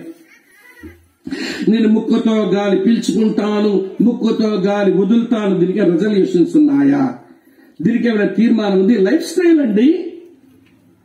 ఇది జీవన శైలి అండి. పరిశుద్ధత అనేది మన తంటాలపడి సర్కస్ చేసి ఎవరి తలకాయ కింద పెట్టి కాలు మీదకు పెట్టి తపస్సులు చేస్తే వచ్చేది కాదు. క్రైస్తవుడు ఏమనుకోవాలి తెలుసా? వ్యక్తిగత పరిశుద్ధత అనేది నా లైఫ్ స్టైల్. అంతే. అక్కడికి రాలేదు కాబట్టే కోటాల్లో ఈ వచ్చిన మీద మళ్ళీ ప్రసంగాలు చేయాల్సి వస్తుంది. ఇక్కడ ఉన్నారా లేదా? మీకేదో కొంచెం ఒళ్ళు మండుతున్నట్టుంది. మీరు బాగా ఆలోచించండి. ఒక్కసారి చెప్పమ్మా, నీ ఇంట్లో నన్ను చూసినటువంటి మా కుటుంబ సభ్యులు నాలో యేసుని చూడాలి అన్నట్టుగా బ్రతకడం వచ్చిందా? మీ అత్తమ్మ నిన్ను చూసి నా కోడల్లో యేసు ప్రభు యొక్క ప్రేమ చూడొచ్చండి అని పొరిగింట ముసలమ్మతో చెప్పగలదా? వింటున్నారా లేదా? ఈ కోడల పిల్ల వాళ్ళమ్మ విషయం వచ్చేసరికి ఏం అగ్గగ్గలాడుతా పరిచర్యలు చేసేస్తుందో. అమ్మ బట్ట తడిపేస్తుందట. కూతురు, అమ్మ బట్ట తడిపేస్తున్నావా రా అని వాష్రూమ్ తీసుకెళ్లి స్నానం చేయించి చీర కట్టి భోజనం పెట్టి ఇలాంటి ఇబ్బంది ఉంటే చెప్పమ్మా, ఊరికే బట్ట తడిపేసుకోవద్దు అన్నావు. మంచిది. మరి అత్తమ్మ బట్ట తడిపేస్తుంది. ఇప్పుడు అత్తమ్మ బట్ట తడిపేసుకున్నారా, రండి నేను శుభ్రం చేస్తా, రండి మీకు కొత్త చీర కడతా, రండి మీకు భోజనం పెడతా అని ప్రేమతోనే సేవ చేస్తావా? కోడల పిల్ల చెయ్యవు. అప్పుడు ఏమంటావు చెప్పనా? పందులు వీళ్ళు కింద చెయ్యలేక చెయ్యి పడిపోతుందంట. మీ అత్తమ్మ పందైతే మీ అత్తమ్మ కన్న కొడుకుతోనే కాపురం చేస్తున్నావు కదా, ఆడేం పందో? అత్తమ్మ కన్నా కొడుకుతోనే కదా నువ్వు కాపురం చేస్తున్నారు, ఆడేం పంది? మీ ఇద్దరుగా సంసారం చేస్తే పుట్టారుగా మరి కొంతమంది, ఆలేం పందులు? ఇలాగంటే మీ గొల్లు మండుద్ది. మీ అత్తమ్మే నీలో యేసును చూడలేకపోతే, నీ కోడలి పిల్ల అత్తమైన నీలో యేసును చూడలేకపోతే, మీ వీధిలో వాళ్ళు నీలో యేసును చూడడానికి ఏమి కారణాలు కనబడకపోతే, మన సంఘస్థులు మనలో యేసును చూడలేకపోతే వ్యక్తిగత పరిశుద్ధత ఎక్కడ వచ్చి చచ్చుద్ది? అందుకే ఈ రోజున వినండి ప్రియులారా, అపరిశుద్ధతకు బ్రాండ్ మార్క్ ఏంటంటే చర్చ్ అనే ఒక చెడ్డ పేరు తెచ్చుకుని బతుకుతున్నాం ఈ రోజున. వద్దద్దు. మన పరిశుద్ధతకే మారు పేరు అన్నట్టుగా ఉండవలసింది పోయి అపరిశుద్ధతకు మారు పేరయ్యామేంటి? అదంత నీచమైన మాట. తమ్ముడు జోసెఫ్ చెప్పినప్పుడు కొంచెం కటువైన మాట అయినా చెప్పక తప్పదని మెత్తగా చెప్పాడు. ఆయన మెత్తనోడు, నేను మెత్తోడు కాదు, నేను కొరకరాయిని పొయ్యి టైపు, నేను గట్టిగానే ముఖం మీద చెప్తా. ఏది తీవ్రత? ఏది పరిశుద్ధతే మా జీవన శైలి అనుకోవడం ఏది? నన్ను చూచిన వారు నాలో నా ప్రభుని చూడాలని తపనేది? ఆ ప్రధాన ఉద్దేశం మిస్ అయింది. కాబట్టి ఈ రోజున వ్యక్తిగత పరిశుద్ధత లేక పాపం చేయడం ఒక వ్యసనం అయిపోయి ఆ పాప క్రియలు చేసుకుంటూ వినండి, పాపముతో న్యూనత భావంతో బతుకుతూ అటు దేవుని సంఘం దేవుని సరిగా ఆరాధించలేక, మనుషుల మధ్య మంచి సాక్షులుగా కనబడలేక వినండి, అపరిశుద్ధతకు మనం బ్రాండ్ మార్కు లాగా అయిపోయామా అని అనిపిస్తుంది. నేను తప్పు పట్టాను అనుకోకండి, మీరు ఆలోచించండి. నన్ను చూచిన వారు నాలో నా యేసును చూడాలి అనే తపన ఉందంటావా లేదంటావా? నువ్వే చెప్పేసుకోవాలి. నన్ను చూచిన వారు నాలో నా యేసును చూడాలి అన్న తపన ఉంటే వ్యక్తిగత పరిశుద్ధత మన జీవన శైలి అయిపోతుందండి. ప్రభు అంటున్న మాట, నేను పరిశుద్ధుడై ఉన్న ప్రకారం మీరును పరిశుద్ధులై ఉండండి సమస్య ప్రవర్తన ఎందనే మాట. అది నెరవేర్పు రావడానికి పెద్ద ఇబ్బంది లేదు. ఇంతకంటే ఎక్కువ చెప్పలేను. రెండో సంగతి చెప్తాను రండి. ఎందుకు ఈనాడు వ్యక్తిగత పరిశుద్ధత లోపించిందనంటే, రెండో మాట హృదయములో యథార్థత లోపించుట వలన. Lake of integrity in heart, హృదయములో యథార్థత లోపించడం వలన. బైబిల్ గ్రంథంలో హృదయములో యథార్థతను గురించి మొట్టమొదటి ఎక్కడ రాయబడిందో అక్కడికి వెళ్లి చూస్తే, ఎవడి పాపం లేకుండా హృదయంలో యథార్థత ఉంటే ఎలా పరిశుద్ధత వస్తుందో మనకు కనబడుతుంది. అందరూ తెరవండి ఆదికాండం 20వ అధ్యాయం. ఆదికాండం 20వ అధ్యాయం. అబ్రాహాము శారా గెరార్ దేశానికి వెళ్లారు. గెరార్ దేశంలో ఉన్న మనుషులు మన రాజు అబీమెలెకు వీళ్ళంతా మంచోళ్ళు కాదు. ఆ మేరకు అబ్రాహాముకు తెలిసిన సమాచారం. కాబట్టి అబ్రాహాము అన్నాడు, ఈ ప్రాంతంలో ఈ మనుషులకు దేవుని భయం లేదు, ఆ కారణం చేత వీళ్ళు నన్ను చంపి నిన్ను తీసుకుని వెళ్లిపోతారేమో కదా, కాబట్టి నేను నీకు అన్నయ్యనవుతానని చెప్పుకుంటా, నువ్వు నాకు చెల్లివవుతావని చెప్పుకో, మన ప్రాణాలు కాపాడబడతాయి ఈ దేశంలో అన్నాడు. సరే, మొత్తానికి అట్లనే చెప్పుకొని చలామణి అవుతున్నారు. చలామణి అయిపోతూ ఉంటేను అబీమెలెకేమో ఈ శారాను చూచి తన అంతఃపురానికి తెప్పించేసుకున్నాడు. సహజంగా ప్యాగన్ కింగ్స్ అంటే అన్య దేశపు రాజులు ఎవరైనా కొత్త అమ్మాయిని వారు తెప్పించుకుంటే ఆమెను అన్ని రకాల శుభ్రాలు చేయించుకొని ఆమెతో త్వరగా ఎవరు సహజీవనం చేయడానికి తపన పడతారు. ఎందుకో అబీమెలెకు ఆ ప్రయత్నం చేయలేదు. సారా అక్కడనే ఉంది, అబీమెలెకు అక్కడనే ఉన్నాడు, నిద్రపోతున్నాడు. అబీమెలెకు ఏమండి దేవుని స్వరం ఇలా వచ్చింది. చదువుతున్నాను చూడండి. ఈ రోజు కొన్ని సిగ్గుపడాల్సిన కొన్ని విషయాలు చెప్తాను. 20వ అధ్యాయం చదువుతున్నాను చూడండి ప్రియులారా. ఇలా రాసి ఉంది 3వ వచనంలో, అయినను రాత్రి వేళ దేవుడు స్వప్నమందు అబీమెలెకు నొద్దకు వచ్చి, నీవు నీ ఇంట చేర్చుకొనిన స్త్రీ ఒక పురుషునికి భార్య గనుక ఆమె నిమిత్తం నువ్వు చచ్చినవాడు సుమా అని చెప్పాను. ఏమయ్యా అబీమెలెకు, నువ్వు ఇంట చేర్చుకొనిన స్త్రీ వేరొక పురుషునికి భార్య, ఆమె విషయంలో నువ్వు చచ్చినవాడు సుమా అన్నాడు. అబీమెలెకు ఆ మాట విని దేవునికి ఎలా రెస్పాండ్ అయినాడో చూస్తే, ఇక్కడ కూర్చున్న మనకందరికి సిగ్గుపడ్డం అనేది వస్తే, సిగ్గుపడ్డం వస్తుందా? మీకు సిగ్గు రావడానికి నేను సిగ్గుపడ్డాను, తరువాత వచ్చి చదువుతాను. మాకు సిగ్గే పడమంటే మిమ్మల్ని ఏమని పిలవాలి తెలుసా? ఒరే సిగ్గుమాలినోళ్ళారా అని పిలవాల్సి వస్తుంది. సిగ్గుపడే మనసు మనకుంటే, ఏమండి, ఒక గంభీరమైన విషయం మన ముందుకు వచ్చినప్పుడు సిగ్గుపడే మనస్తత్వం మనకుంటే, ఈ వచనాలు చదివితే మన సిగ్గు రావాలనిపిస్తుంది. నాకైతే నేనైతే సిగ్గుపడుతున్నా ఈ వచనం చదివిన ప్రతి మారు. చదువుతున్నాను చూడండి. అబీమెలెకు దేవునితో ఏమంటున్నాడో 4వ వచనం. అయితే అబీమెలెకు ఆమెతో పోలేదు గనక అతడు, ప్రభువా, ఇట్టి నీతిగల జనమును హతము చేయదువా? ఈమె నా చెల్లెలను అతను నాతో చెప్పలేదా? మరియు ఆమె కూడా అతను నా అన్న అనెను. నేను చేతులతో ఏ దోషమును చెయ్యక, చూడండి తర్వాత మాట, యథార్థ హృదయముతో ఈ పని చేసితని అనెను. ఒక అన్య దేశపు రాజు ఇలా అడుగుతాను చెప్పండి, అబీమెలెకు దగ్గర మన దగ్గర ఉన్న బైబిల్ ఎన్ని పుస్తకాలు ఉండుంటాయి? ఇక్కడ ఉన్నారా లేదా? మన దగ్గర ఉన్న 66 పుస్తకాల బైబిల్లో ఎన్ని పుస్తకాలు అబీమెలెకు అందుబాటులో ఉన్నాయంటారు? అమ్మా ఏంటి, ఎన్ని పుస్తకాలు ఉండుంటాయి అబీమెలెకు దగ్గర? ఒక పుస్తకం లేదు. మనం ఇన్ని ప్రసంగాలు వింటున్నాం. తమ్ముడు జోసెఫ్ గారు చెప్పారు, ఇప్పుడు నా ప్రసంగం అయిపోయింది, సోమన్నే ప్రసంగం ఉంటది, మన మధ్యాహ్నం తిన్నాకో ప్రసంగం ఉంటది, బోల్డ్ అనే ప్రసంగాలు మనం వింటున్నాం. మంచిది. అబీమెలెకు ఎన్ని ప్రసంగాలు వినుంటాడంటారు? అది లేదు. పుస్తకము లేదు, ప్రసంగము లేదు. పోనీ అబీమెలెకు దగ్గరకు ఎంతమంది ప్రవక్తలు వచ్చి సేవ చేసి ఉంటారనుకుంటున్నారు? ఏ ప్రవక్త లేడు. పుస్తకము లేదు, ప్రసంగాలు లేవు, ఒక ప్రవక్త లేడు. కానీ దేవుడు అంటున్నాడు, ఏయ్ అబీమెలెకు, ఆమె విషయంలో చచ్చినవాడు సుమా అనగానే ఇతగాడు అంటున్నాడండి దేవునితో, ఏమన్నాడు తెలుసా? ఇట్టి నీతి గల జనమును హతము చేయదువా? అరే, బైబిల్ లేనోడు, ఒక బోధకుడు లేనోడు, ఎవడి సరైన బ్రతికేంటో నేర్చుకోలేనోడు మేము నీతిగల జనం అంటున్నాడేంటి? తర్వాత అంటాడు, నా చేతులతో నేను ఏ దోషము చెయ్యలేదు, నేను యథార్థ హృదయంతో చేశాను. ఆమె అన్ననింది, అతగాడు చెల్లన్నాడు, అందుకే యథార్థ హృదయంతో నేను చేశానన్నాడు. ఒకవేళ అబీమెలెకు చెప్పిన ఈ 3 మాటలు చూస్తుంటే, ఇంత బైబిల్ ఉండి, ఇన్ని ప్రసంగాలుండి, ఇంతమంది సేవకులు ఉండి, మళ్ళా ఎవరమైనా దేవుని ముందు నిలబడితేవా మేము నీతిగల జనము డోకిపరులో, మేము చేతులతో ఏ దోషమో చెయ్యమో డోకిపరుడున్నోళ్ళము, మేము యథార్థ హృదయంతో బ్రతుకుతున్నాము, డోకిపరులో మీటింగ్ లో కూర్చున్న వాళ్ళము అని చెప్పగలుగుతామంటారా? అందుకే మనందరికి సిగ్గు రావడానికి అన్నాను నేను. అమ్మ అర్థమవుతుందా? ఇంకా సిగ్గుపడకపోతే మనల్ని సిగ్గుమాలినోళ్ళారని పిలవాల్సి వస్తుంది.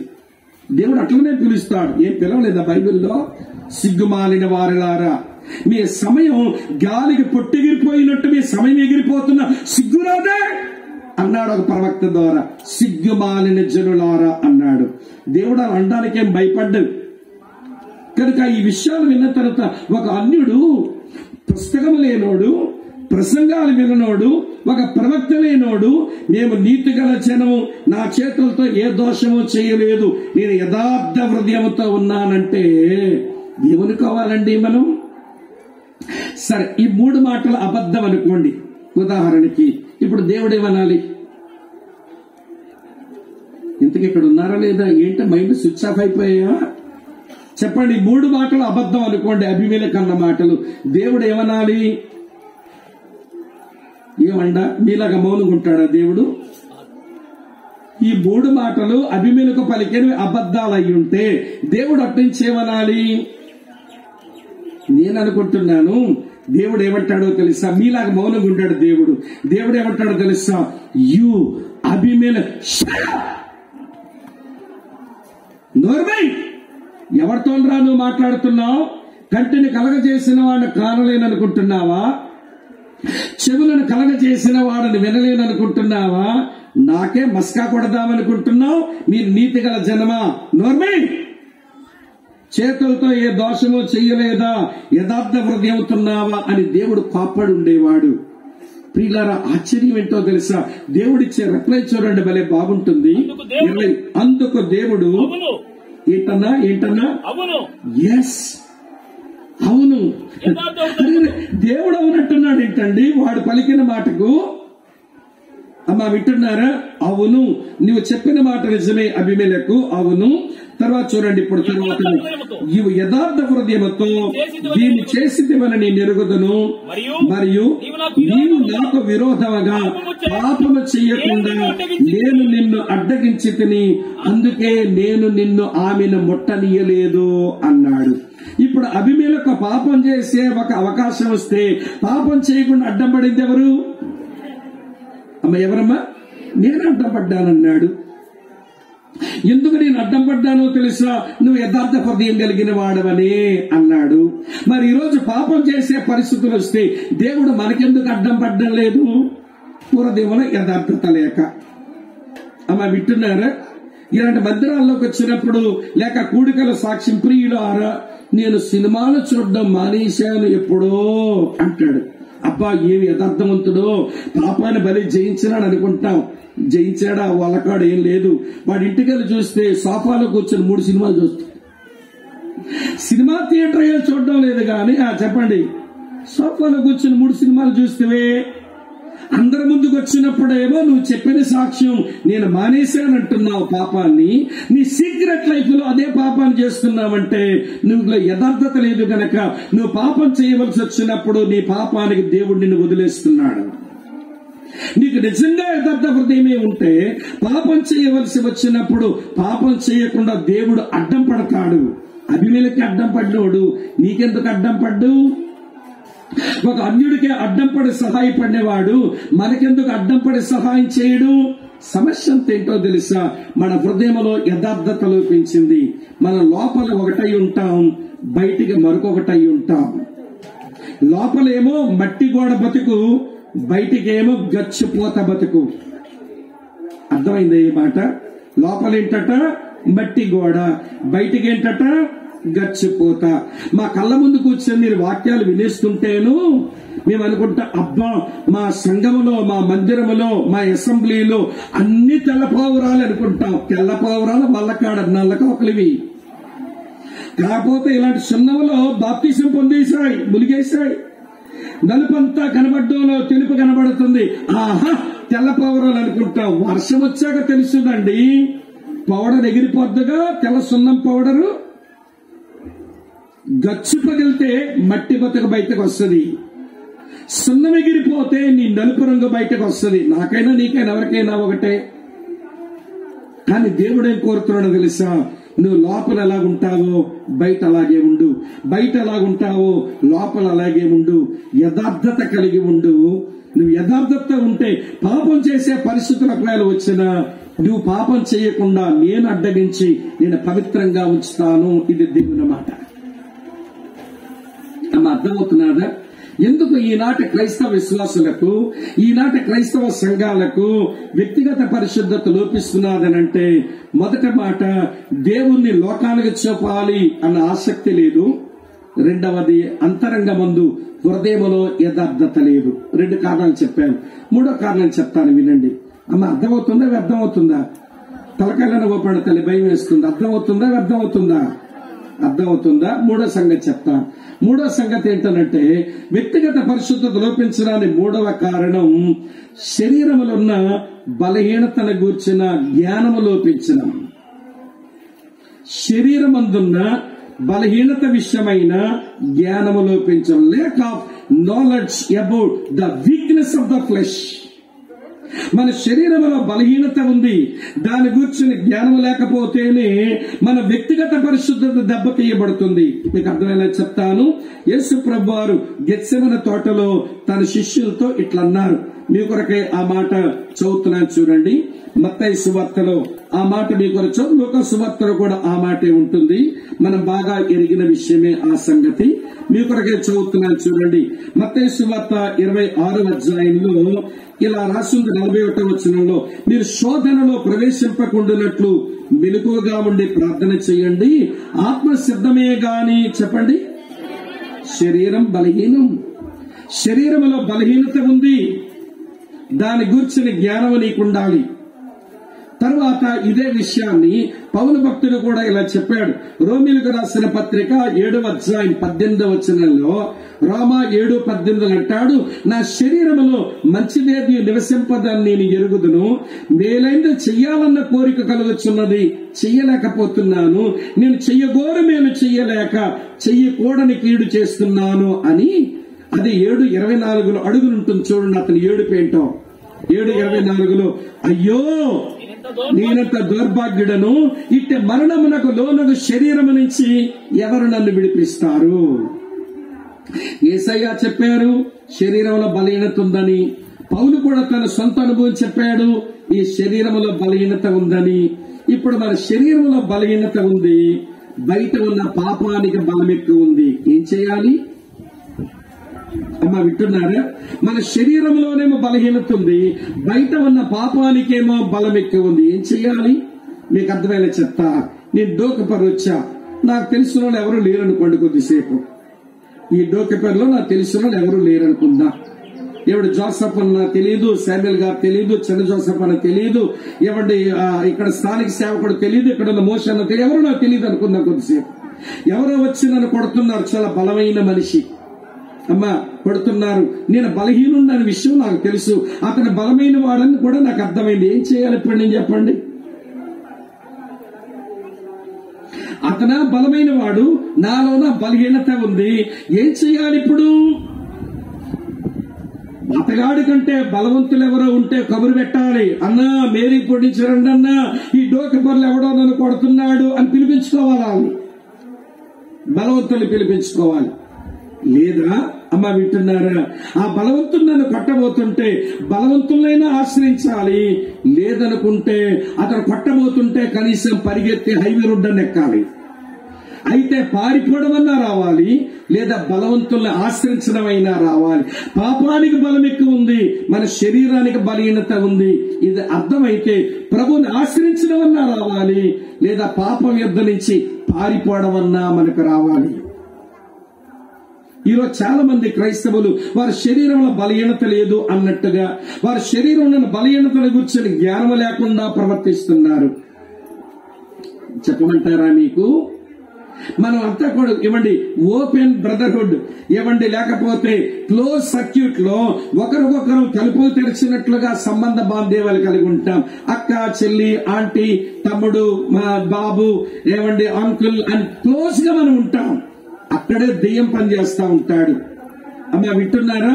ఈ క్లోజ్డ్ సర్కిల్లో ఓపెన్ మైండ్ తో బ్రతుకుతున్న మనం ఎవరి పరిధిలో వాళ్ళు ఉండాలి. ఎందుకో తెలుసా? పాపానికి బలం ఎక్కువ ఉంది, మన శరీరానికి బలహీనత ఎక్కువ ఉంది. ఈ బలహీనత గుర్తెరగక పాపానికి బలమేంటో తెలుసుకోక పరిధులు దాటి ప్రవర్తిస్తుంటారు. నేను ఎక్కువ స్టూడెంట్స్ మధ్య పనిచేస్తా. ఏమండి, అటు మెడికల్ స్టూడెంట్స్, ఇటువైపు ఏమో మామూలుగా సెక్యులర్ స్టూడెంట్స్ తో కూడా ఏమంటే ఎక్కువ సంబంధాలు ఉంటాయి. యూత్ కు దేవుని వాక్యం చెప్తే ఎక్కువ పనిచేస్తాను. సంవత్సరం అంతా ఎక్కువ వాళ్ళ మధ్య ఉంటా. అందుకే స్టూడెంట్స్ చెప్తాను, ఒరే తమ్ముడా, నువ్వు ఆడపిల్లతో ఉన్నప్పుడు, ఏ చెల్లెళ్ళు మీరు మగపిల్లలతో ఉన్నప్పుడు ఎవరి పరిధిలో వారు ఉండండి అని వాళ్ళకి మేము ఒక సూత్రం నేర్పుతాం. సూత్రం పేరేంటో తెలుసా? 3:3:3. ఏమిటి 3:3:3 అంటే? నువ్వు ఆడపిల్లవైతే మగపిల్లాడుతున్నప్పుడు, నువ్వు మగపిల్లాడవైతే ఆడపిల్లతో ఉన్నప్పుడు మొదటి 3 ఏంటో తెలుసా? 3 అడుగుల దూరం ఉండు. ఏంటంట? 3 అడుగుల దూరం ఉండు. నువ్వు ఒక అడుగు వేసావనుకో ఈ పిల్ల ఒక అడుగు ముందుకేస్తుంది. మీ ఇద్దరు 2 అడుగులు కలిపారు గనక ఒక అడుగు సైతాన్ని కలపడం అడిగి పెద్ద పని కాదు, కలిపేస్తాడు ఒక అడుగు. పొటాషియం మంచిదే, భాస్వరం మంచిదే. దూరంగా ఉంటే ఎరువులకేస్తే పంటలు పడతాయి. కానీ 2 ఒక దగ్గర తెచ్చి రాపిడి చేస్తే మంట పుట్టుద్ది. ఈ చెల్లి మంచోడే, ఈ తమ్ముడు మంచోడే. ఎవరు దూరంలో వారు ఉంటే చాలా మంచిగానే ఉంటారు.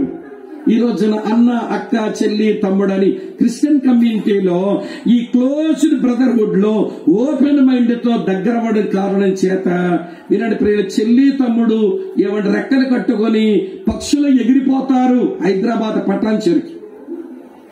అని చెల్లి అన్న అనుకున్నారు కదండి, తమ్ముడు అక్క అనుకున్నారు కదండి. ఈ ఇద్దరు ఎగిరిపోయారేంటి? ప్రేమ పక్షులైపోయారట వాళ్ళ కాడు పక్షులు. అమ్మ అర్థమవుతుందా? మొదట 3 ఏంటో తెలుసా? 3 అడుగులు దూరం ఉండు. 2వ 3 చెప్తాను వినండి. 2వ 3 ఏంటో తెలుసా? 3 నిమిషాల కంటే ఎక్కువ మాట్లాడొద్దు. పర్సనల్ మ్యాటర్ లో దూరిపోతారు ఇల్లు. 3 నిమిషాల కంటే ఎక్కువ మాట్లాడామా వ్యక్తిగత విషయాల్లో దూరిపోతారు. వీడంటాడు, అయ్యో అందుకంత డల్లుగుంటావా? మీ ఇంట్లో నేను ప్రేమించే వాళ్ళు ఎవరు లేరా? నువ్వు దిగాలకు కనబడుతుంటే నా భలే జాలేసింది. అయ్యో పాపం, నువ్వేం భయపడదు, ఐ లవ్ యూ అంటాడు. దుర్మార్గుడు అయిపోయింది దీని జీవితం. ఏ ఆడపిల్లలు తక్కువ తింటారా? ఈ అంతకంటే వగల మారి గిత్తలు కదా నంగరాశులు. అయ్యో మీరెందుకు అంత డల్లుగుంటారా? మీ ఇంట్లో వారు మిమ్మల్ని ఎవరు ప్రేమించడం లేదా? అందుకే మీరంత డిస్కరేజింగ్ మూడ్ లో కనబడుతుంటారు. మీరు ఏం భయపడకండి, ఐ లవ్ యూ అంటుంది దుర్మార్గురాలు. ఇది ఏటీఎం కార్డు గీకడమే. చుడిదారి కొంటాడు, దాని ఖర్చులుగా కొంటాడు, గాజులు కొంటాడు, చెప్పులు కొంటాడు, ఏమంటే నెత్తి మీద పెట్టుకునే రబ్బర్ బ్యాండ్లు కొంటాడు. గీకుడు ఏటీఎం కార్డు. ఏటీఎం కార్డు గీకి బతికే గీకించుకుంటాడు వీడి. తర్వాత మీకు అర్థమవుతుంది నేను చెప్పే మాట. మొదట 3 ఏంటి? ఇలాంట బాగా ఎక్కుతాయి మన కళ్ళ దివన్ ఎక్కడ వెళ్ళొచ్చింది. మొదట 3 ఏంటండి? 3 అడుగుల దూరం. 2వ 3 ఏంటి? 3 నిమిషాల సంభాషణ. 3వ 3 ఏంటో తెలుసా? 3వ మనిషిని పక్కన పెట్టుకో, క్షేమంగా ఉంటావు నువ్వు. నువ్వు ఒక ఆడపిల్లతో మాట్లాడవలసి వస్తే 3వ మనిషి ఉండని. నువ్వు ఒక అబ్బాయితో మాట్లాడవలసి వస్తే నీ చెల్లో, నీ స్నేహితురాలు నీ పక్కన ఉండని, కొంచెమైనా సేఫ్ గా ఉంటావు. ఈ రోజున నీ శరీరంలో బలహీనత ఉందని ఎరగక నువ్వు పరిధి దాటి ప్రవర్తించి ఏమంటే చెడ్డ పేరు తెచ్చుకుంటున్నావు, నీ భవిష్యత్తు కాలు రాసుకుంటున్నావు. వినండి ప్రియులారా, చెడ్డ పేరుతో సమాజంలో తలెత్తుకోలేని మనిషి అయిపోతున్నావు. అందుకే నేను పౌలు ఇలా హెచ్చరించాడండి. 2 తిమోతి 2వ అధ్యాయం 22వ వచనంలో రాసి ఉంటుంది. 2 తిమోతి 2:22లో యవనుడా యవనేచ్ఛల నుంచి పారిపో. నాకు భలే ఆశ్చర్యం అండి. అప్పటికే తిమోతి చాలా కాలంగా సేవలో ఉన్నాడు. అప్పటికే కొంతమంది నాయకులు నియమించే బిషప్ హోదాలో, అంటే పెద్దలకే పెద్దన్నయ్యలాగా సేవ చేసేవాడయ్యాడు. ఇంత పెద్ద మనిషికి మళ్ళీ పౌలు ఈ మాట ఎందుకు రాయాల్సి వచ్చిందా అనిపించింది నాకు. నువ్వు ఏ స్థాయికి వెళ్ళినా వినండి, శరీర సంబంధమైన ఈ పాపానికి ఎవడు అతీతుడు కాదు. ఈ శరీర సంబంధమైన ఈ లైంగికపరమైన పాపానికి ఎవడు అతీతుడు కాదండి. గతించిన ఏమంటే 1 సంవత్సరంన్నర కిందట మా ముఖాలన్నీ వాడిపోయినట్టు అయిపోయినాయి. ఎందుకో తెలుసా? మేము బాగా ప్రేమించే ఒక మంచి దేవుని వాక్యం చెప్పగలిగిన వాక్య సేవకుడు అతను చచ్చిపోయిన తర్వాత కొన్ని విషయాలు బయటకు వస్తే అరే ఇలాంటి బ్రతుకు బ్రతికాడా ఈయన తలపెట్టుకున్నారు చాలా మంది. ఆయన పుస్తకాలు చదివే వాళ్ళం, ఆయన ప్రసంగాలు వినేవాళ్ళం, అసలు ఇతర మత విశ్వాసం ఉండే వాళ్ళతో బాగా మాట్లాడగలిగిన అతను ఇంగ్లీష్ అదిరిపోతుందండి. వింటుంటే ముచ్చటగా ఉంటది. అతను మరణించిన తర్వాత గోల్డెన్ ఇల్లీగల్ కాంటాక్ట్స్ తో బతికినాడు అని బయటకు వచ్చింది.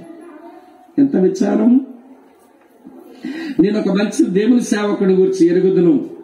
ఇంగ్లీష్ లో బైబిల్ వ్యాఖ్యానాలు రాశాడండి ఆయన. ఒక బ్యాప్టిస్ట్ పాస్టర్ అమెరికా దేశంలో. చాలా మంచి పేరు వచ్చింది. చాలా పుస్తకాలు రాశాడు. అది ఆఫీసులో ఉంటేను చర్చిలో ఒక అమ్మాయి, ఒక 28 సంవత్సరాల అమ్మాయి వచ్చి తన ప్రాబ్లం మాట్లాడుకోవడానికి వస్తే అంకుల్ అంటే దగ్గరకు వచ్చింది, సమస్య చెప్పింది. ఒక పెద్ద మనిషిగా 58 సంవత్సరాలు పైబడిన ముసలాయన, పెద్ద ఆయన, 20 సంవత్సరాల ఆడపిల్ల సమస్యలు చెప్పుకొని ఏడుస్తుంటే ఆయన ఆదరించడానికి దగ్గరగా లాక్కున్నాడు, పట్టుకున్నాడు. ప్రియులారా, పాపం ప్రవేశించింది ఇద్దరిలో. అది సీసీ కెమెరాలు రికార్డ్ అయ్యింది. ఆయన పట్టుకుని జైల్లో పెట్టారు. జైల్లో పెట్టిన పలకరించుకోవడానికి వచ్చినోడు ఎవడూ లేడు. అరే, నేను రాసిన వ్యాఖ్యానం చదువుకున్నారు ఈ సదరన్ బ్యాప్టిస్ట్ వాళ్ళు, నేను రాసిన పుస్తకాలు చదువుకున్నారు మా సంఘస్థులు, ఇంత బాగా సేవ చేశానని అభినందించారు. నీ జైలు పాలైతే ఒక్కడు వచ్చి పలకరించదని, తప్పు చేసి జైల్లో పడినందుకు పడిన బాధ కంటే ఎవడో వచ్చి ఆదరణతో ఒక్క మాట మాట్లాడలేదు, పిచ్చెక్కినట్టు జైల్లో ఉన్నాడట.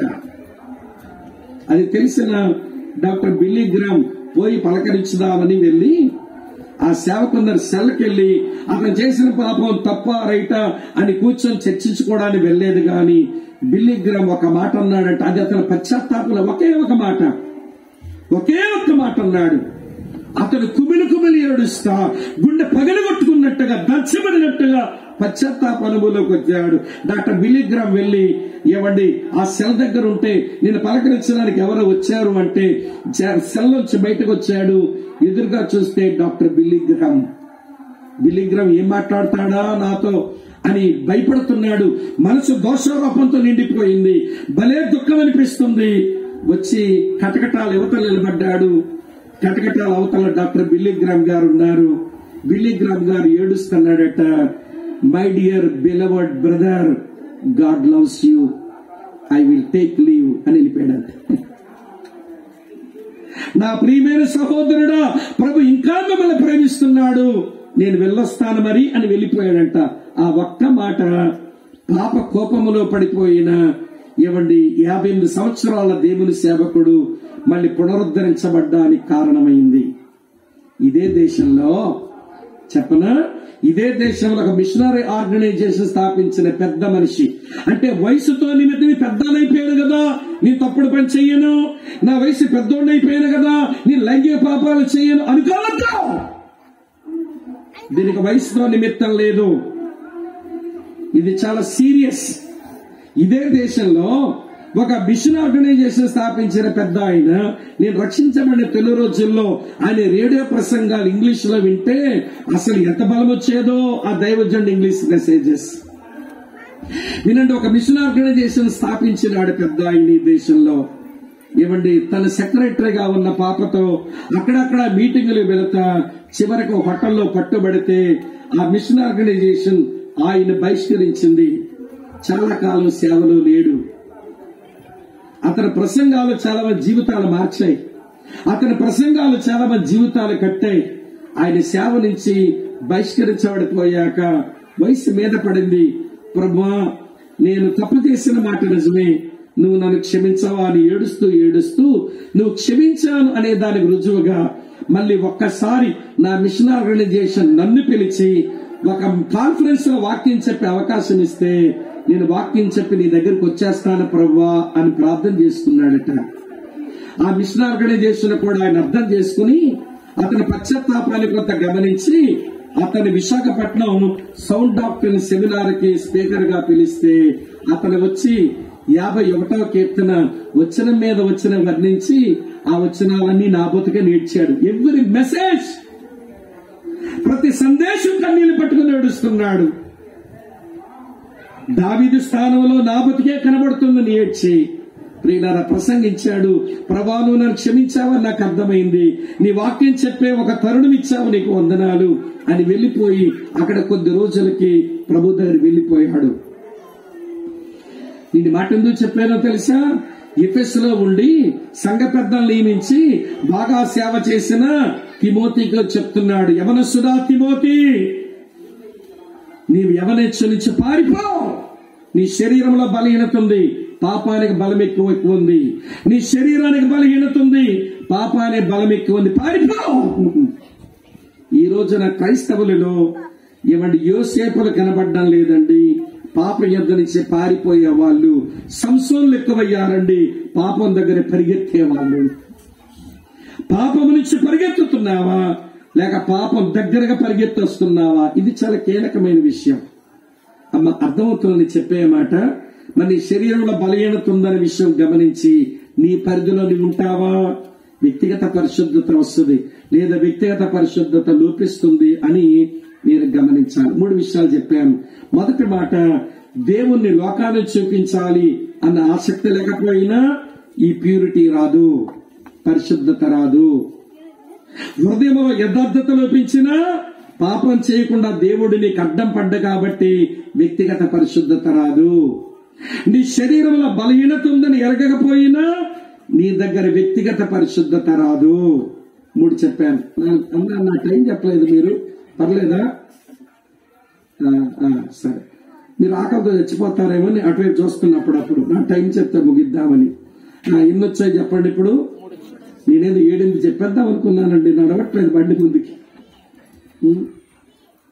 సరే, 3 చెప్పానుగా, 4 చెప్తాను రండి. ఈరోజు వ్యక్తిగత పరిశుద్ధత లోపించడానికి 4వ కారణం ఏంటంటే శరీరమందు శ్రమపడ్డానికి ఇష్టం లేకపోవడం. శరీరమందు శ్రమపడ్డానికి ఇష్టం లేకపోవడం.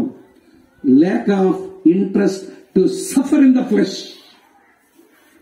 Lack of interest to suffer in the flesh. శరీరమందు శ్రమపడ్డానికి ఇష్టపడకపోవడం. అక్క, చెల్లి, తమ్ముడన్న చెప్తాను వినండి.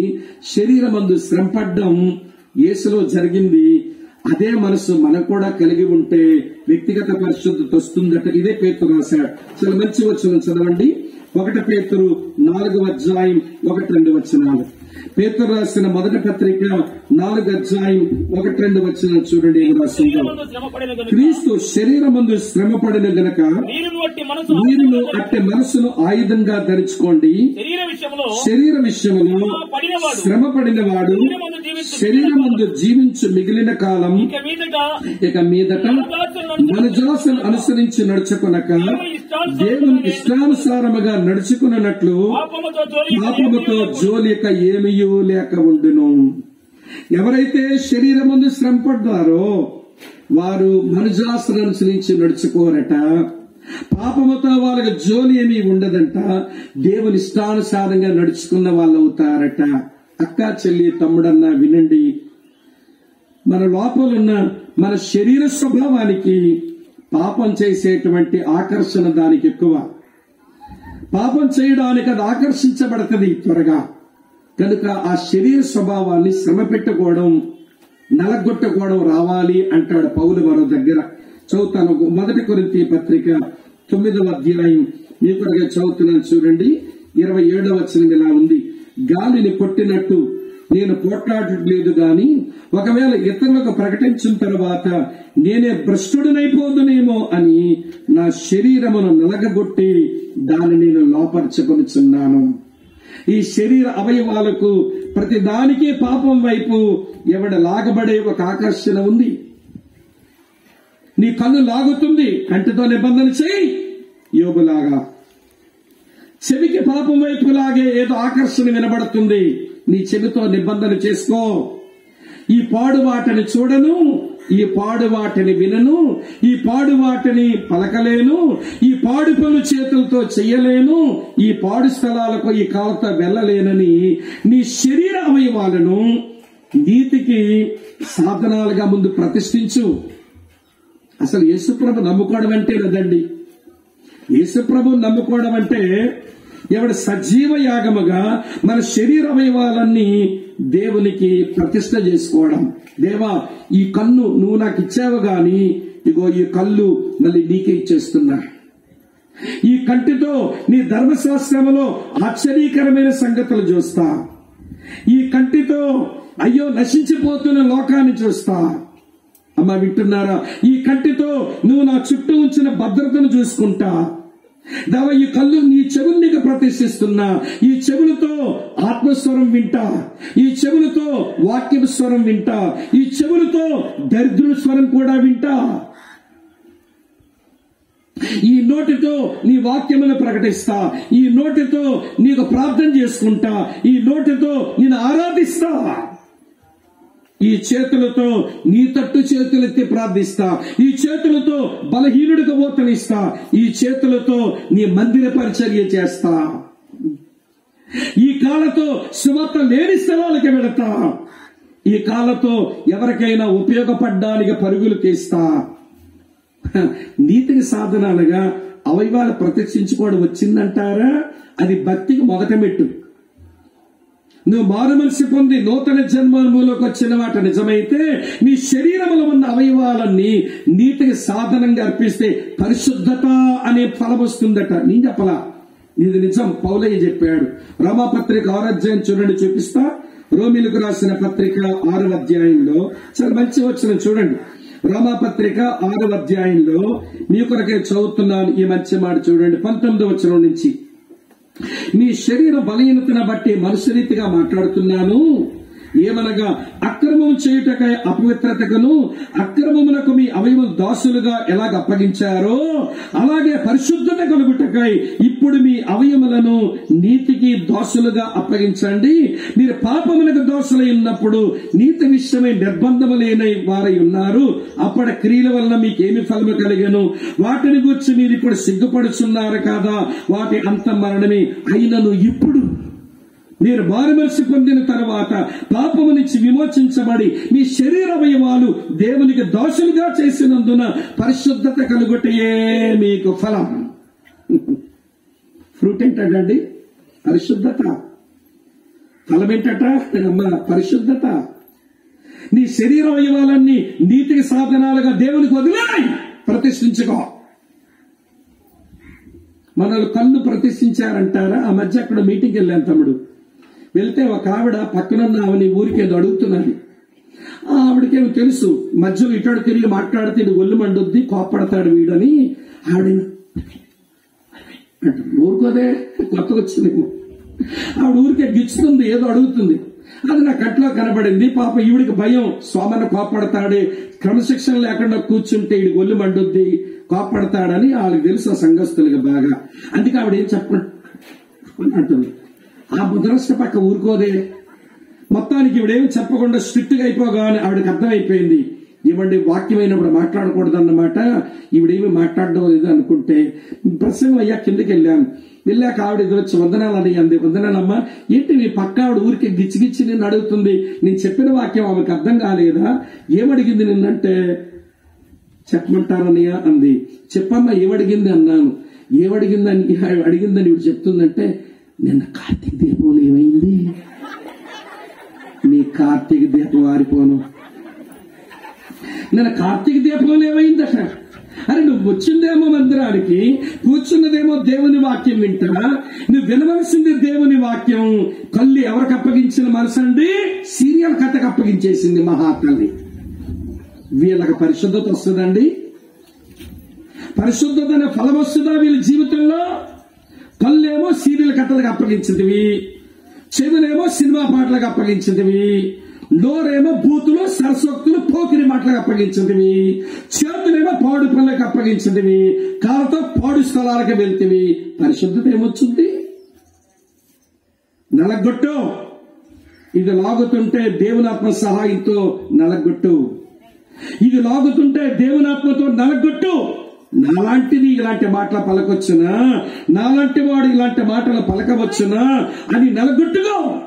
ఈరోజు శరీరం శ్రమపడే మనసు లేకనే ఏమంటే కన్ను దేనికో లాగితే కన్ను వదిలేస్తావు, నోరు దేనికో లాగుతుంటే నోరు వదిలేస్తావు, చేతులు ఎక్కడికో లాగితే ఇల్లు ఆ పనులు పాడు పనులు చేస్తావు, కాలు ఎక్కడికో లాగితే అక్కడికే వెళ్తావు. పేతురు అంటాడు, క్రీస్తు శరీరమందు శ్రమ పడెను, మీరును అట్టే మనసును ఆయుధంగా ధరించుకోండి. ఎవరైతే శరీరం ముందు శ్రమ పడతారో అట్టి వారు మనుజాసను నెరవేర్చక దేవుని ఇష్టానుసారంగా నడుచుకుంటూ పాపముతో జోలి లేకుండా ఉండగలుగుతారు అన్నాడు. అక్క చెల్లెలారా, అన్నదమ్ములారా, దేవుని పిల్లలమైన మన దగ్గర నుంచి దేవుడు పరిశుద్ధతను కోరుతున్నాడు. మనకే తెలుసు పరిశుద్ధత లేకుండా ఎవడును ప్రభుని చూడ్డని మనకు తెలుసు. ప్రభు మన యొద్ద నుంచి పరిశుద్ధతను కోరుతున్నాడు. ఎందుకు పరిశుద్ధత లోపించిందో వరుసగా కారణాలు చెప్పారు. ఎన్నొచ్చాయి ఇప్పటికీ? 4 చివరి చెప్పి ముగించేస్తాను. భోజనాలు మీకు సిద్ధమయ్యాయి. నాకు కనబడుతుందండి, మీకు కనబడకుండా. మీకు కనబడితే మీకు ఆకలిస్తుందిగా. ఇవాళ చివరి విషయం చెప్పి ముగించేస్తాను. మొదటి మాట ఏంటట చెప్పండి అమ్మా. దేవుని లోకానికి చూపడానికి తపన లేకపోవడం.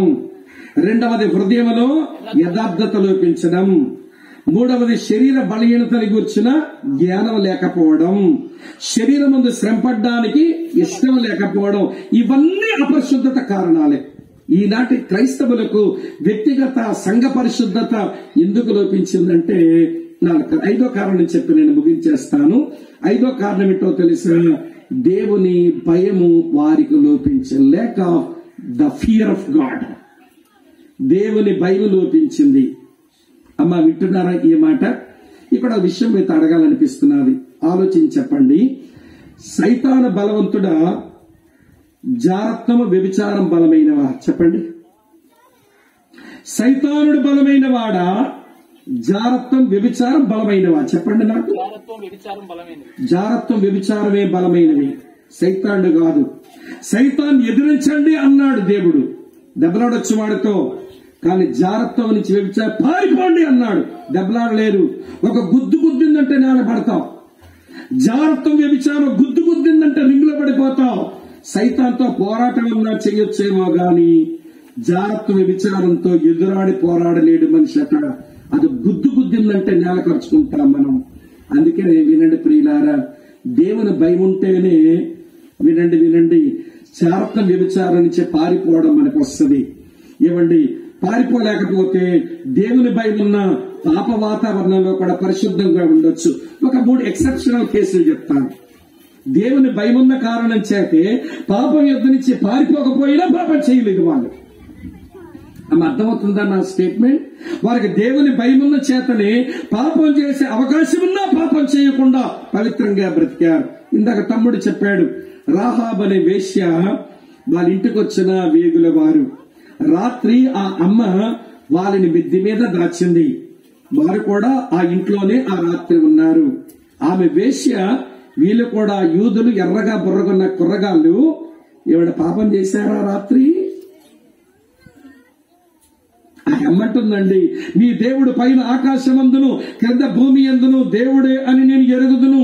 మీ దేవుడు ఈ దేశమును మీకు ఇచ్చుచున్నాడని ఎరుగుదును. మీ దేవుని భయం మా గుండెలు కరగదీసేస్తుంది అని దేవుని భయముతున్న రాహాబ్ అనే వేశ్య. ఆమె సంభాషణలో వ్యభిచార సంభాషణ లేదు, బ్రతుకులో వ్యభిచారానికి తావే లేదు. అక్కడ ఉన్న యవనస్తుల వేశ్య ఆ రాత్రి అక్కడే ఉన్నా గాని పాపానికి తావే లేకుండా బతికా. దేవుని భయం పాపం లేకుండా ఉంచింది. అర్ధరాత్రి కళ్ళంలో పడుకున్నాడు. అత్తమ్మ మాట తీసుకుని కళ్ళం వరకు వచ్చి ఆయన కాళ్ళ మీదున్న దుప్పటిని తొలగించి ఆ కాళ్ళ మీద తలకాయ పెట్టి పడుకుంది. ఉలిక్కిపడి లేచాడు. ఎవరు నువ్వు? అయ్యా, నేను ఫలానా కుటుంబంలోని వ్యక్తిని. మాకు కొంచెం భూమి ఉంది. అలాగనే నేను మోయాబు నుంచి ఆ ఇంటి కోడలుగా వచ్చాను. మమ్మల్ని విమోచించవలసిన వాడు నువ్వేనట. పొలము కొని విమోచించాలి, నాకు ఒక విమోచన ఇవ్వాలని నువ్వు ఏదైనా చెబుతావని ఇగో నీ కాళ్ళ దగ్గర పడుకున్నాను అంది. ఆ ఇద్దరు ఆ రాత్రి కళ్ళంలో ఉన్నారు, కానీ పాపానికి దారివ్వలేదు. బోయజు పాపానికి ఒక అడుగు ముందుకు వేయలేదు. రూతక్క పాపానికి ఒక అడుగు వేయలేదు. రాత్రికి అక్కడే ఉన్నారు. వాళ్ళు ఎందుకు పాపం చెయ్యలేదు? అంత పవిత్రంగా ఎందుకున్నారంటే దేవుని భయం. పాపం చేసుకోవచ్చు, అడిగేవాడు చూసేవాడు ఎవడో లేడు, కానీ చెయ్యరు. దేవుని భయం ఉంది. తనతో ప్రధానమైపోయింది. కానీ ఆమె ప్రెగ్నెంట్ అయిందని తెలిసింది. వదిలేద్దామనుకున్నాడు, కానీ దేవుడు చెప్పాడు, ఒక సంకల్పం కొరకు ఆమె ప్రెగ్నెంట్ అయ్యింది. లోపల ఉన్న పిల్లాడు లోక పాపాలన్నీ మోసుకుని పోయే దేవుని గొర్రె పిల్ల అవుతాడు. యేసుని పేరు పెడతావు, రక్షకుడు అవుతాడు ఆయన అంటే ఆ అమ్మను చేర్చుకొని ఏమండి వ్యక్తిగత పరిశుద్ధత దెబ్బతీయకుండా ఆమె కుమారుని కనువరకు యోసేపు మరియను ఎరగలేదట. యవనస్తుడండి పిల్లగాడు యోసేపు. ఆ పిల్ల కూడా యవనస్తురాలే. దేవుని ఆత్మ చేత ప్రెగ్నెంట్ అయింది.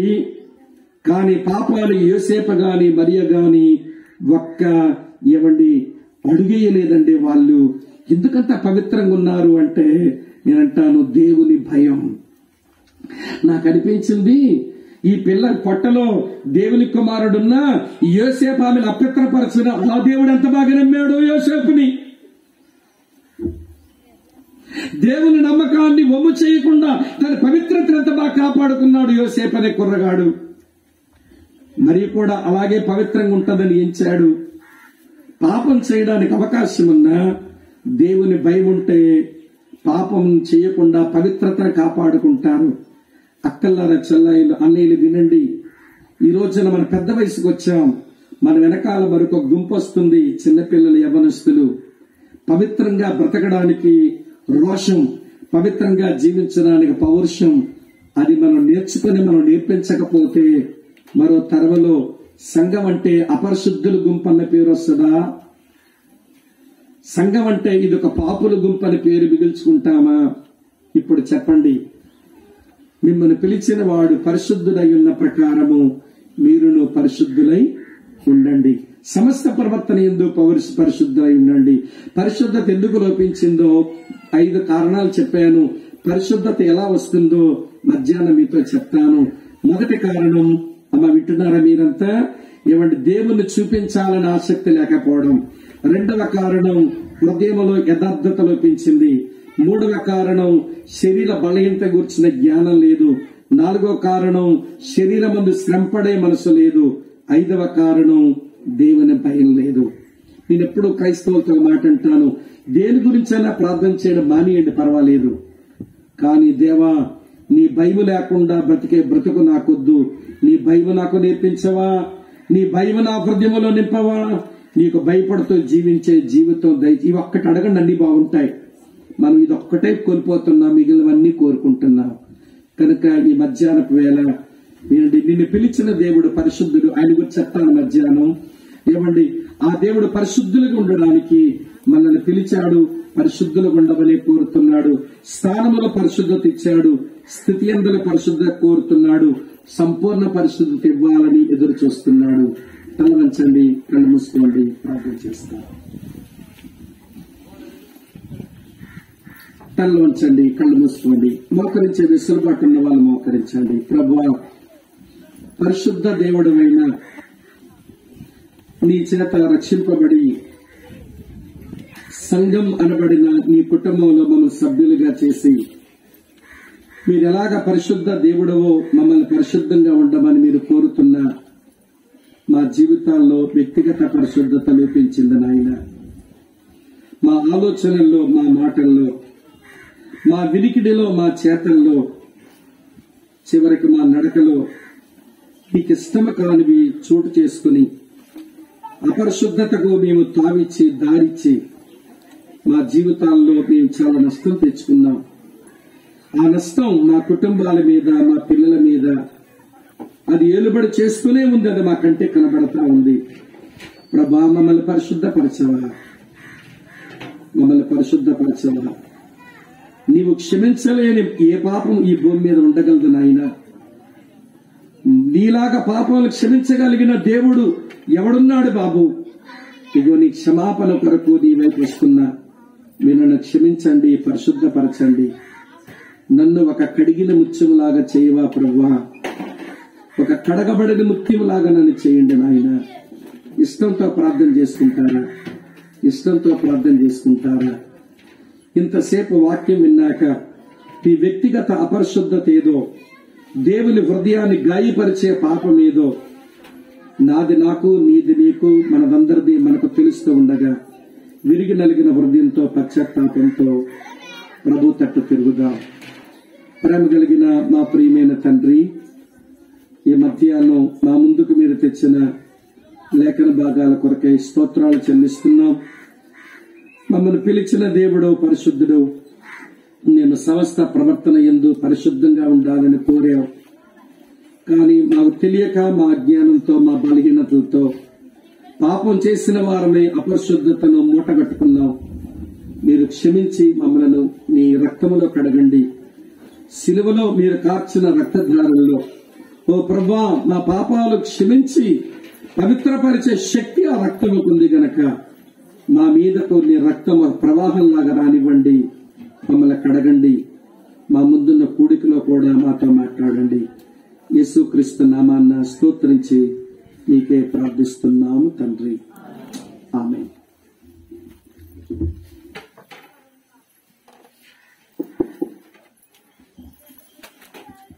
మంచిదండి. చాలా చక్కని విషయాలు ఈ మధ్యాహ్న కాలపు వేళ మనం వినడానికి, ప్రశ్నించుకొని ఎక్కడ ఏ విషయంలో మనము పొరపాటులో ఉన్నామో గ్రహించుకున్నట్టయితే తప్పనిసరిగా ప్రభువైన దేవుడు ఆయన క్షమించగలిగిన వాడు అని మనము విన్నాం. కనుక ప్రభువైన దేవుని యొద్ద పశ్చాత్తాపములమై తప్పును దిద్దుకొని సరిదిద్దుకొని ప్రభువైన దేవుని సన్నిధిలో ప్రభుకి ఇష్టమైన పరిశుద్ధత కలిగి మనం జీవించటం మనకెంతైనా అవసరం. కనుక దేవుని వాక్యాలకు విధేయత చూపుదాం, వాక్యానుసారంగా మనం జీవించి ముందుకు సాగిపోదాం. మరి దేవుని వాక్యాన్ని స్పష్టంగా మనకు అందించిన దేవుని సేవకులు సోమన్నయ్య గారికి ప్రేమపూర్వకంగా వందనాలు తెలియజేస్తూ ఉన్నాం. మధ్యాహ్నం మనం నేర్చుకోబోయే విషయాల కొరకు ప్రార్థనాపూర్వకంగా సిద్ధపడదాం. ప్రభు, మధ్యాహ్నం మాతో ఏం మాట్లాడబోతున్నావు? నీ దాసుని ప్రభు మరికొన్ని విషయాలు మనతో మాట్లాడుతూ ఉంటుండగా ఈ దినమంతా దేవుని వాక్యాన్ని హృదయం నింపుకునే ప్రయత్నం మనం చేద్దాం. మరి చక్కగా వాక్యం విన్న మీకు అందరికీ కూడా వందనాలు. మరి జోజిబాబు అన్నయ్య గారు వచ్చి మనకి విషయాలు తెలియజేస్తారు.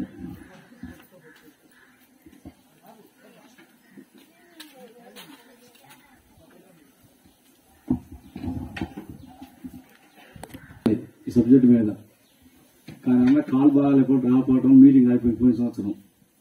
అందుకని దేవుని మహాత్మను బట్టి రోజు మన మధ్యకి వచ్చి శ్రేష్టమైన మాటలు అందించాడు. వాస్తవానికి మీకైతే ఎట్లున్నా కానీ నా అంతరాత్మ దేవుడు మాట్లాడాడు.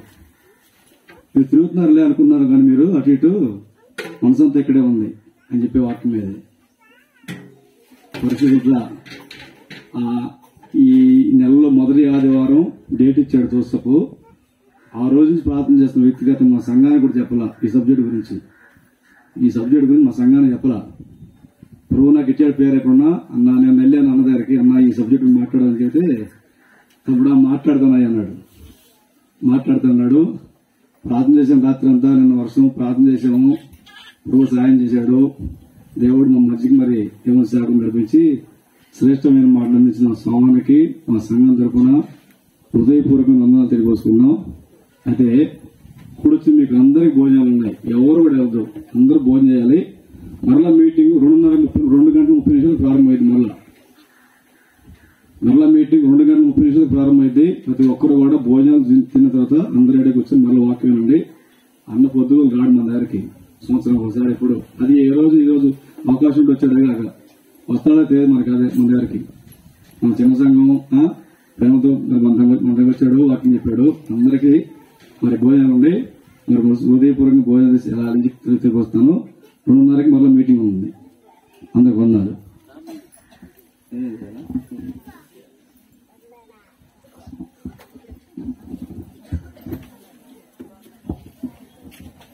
ప్రార్థన చేసుకుని ముగింపు చేద్దామండి.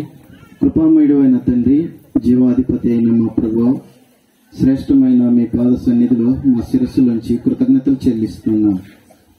ప్రార్థించి నిరీక్షించిన రీతిగా అనుకూల సమయాన్ని ఇచ్చి మీ దాసులను ప్రభా మా మధ్యలోనికి క్షేమంగా తీసుకుని వచ్చినందుకే వందనాలు, స్తోత్రాలు చెల్లిస్తున్నాం. మీ స్వరక్తం ఇచ్చి సంపాదించిన స్థానిక సంఘ ఉద్యోగం కొరకు, ఆత్మీయ మేలు కొరకు ప్రభా మీరు జరిగించిన ఉదయకాలపు సభంతటిని బట్టి కృతజ్ఞతలు చెల్లిస్తున్నాం. ప్రభా నాయనా తండ్రి, మీ దాసులను ఇరువురిని మీరు నిలువబెట్టి నాయనా శ్రేష్టమైన పాఠాలు మాకు నేర్పించారు. నేడు ప్రభా సంఘంలో ఉన్న విశ్వాసులమైన మేము, సేవకులమైన మేము, పెద్దలమైన మేము, పరిచారకులైన వారు అందరిలో నాయన లోపించుచున్నటువంటి ప్రాముఖ్యమైన విషయాన్ని అందరం గ్రహించుకున్నట్లుగా ప్రభా తండ్రి, ఎక్కడెక్కడ నాయనా తండ్రి ఏ లోపం వలన పరిశుద్ధులుగా వ్యక్తిగతంగా నేడు ఉండలేని కారణాలు ఒక 5 విషయాలు మా ముందుంచారు. లేఖన ఆధారాలతో నాయన మీరు అందించారు, మా అందరితో మాట్లాడారు సూటిగా. స్తోత్రాలు చెల్లిస్తున్నాం ప్రభా. ఇంకా మధ్యాహ్నం కూడా మీరేం మాట్లాడినై ఉన్నారో ప్రభా నాయనా తండ్రి స్పష్టంగా మాట్లాడమని ప్రార్థిస్తున్నాం. మీ దాసులను మధ్యాహ్నం కొరకు సిద్ధపరచండి. బహుగా వాడుకొనమని వేడుకుంటున్నాం.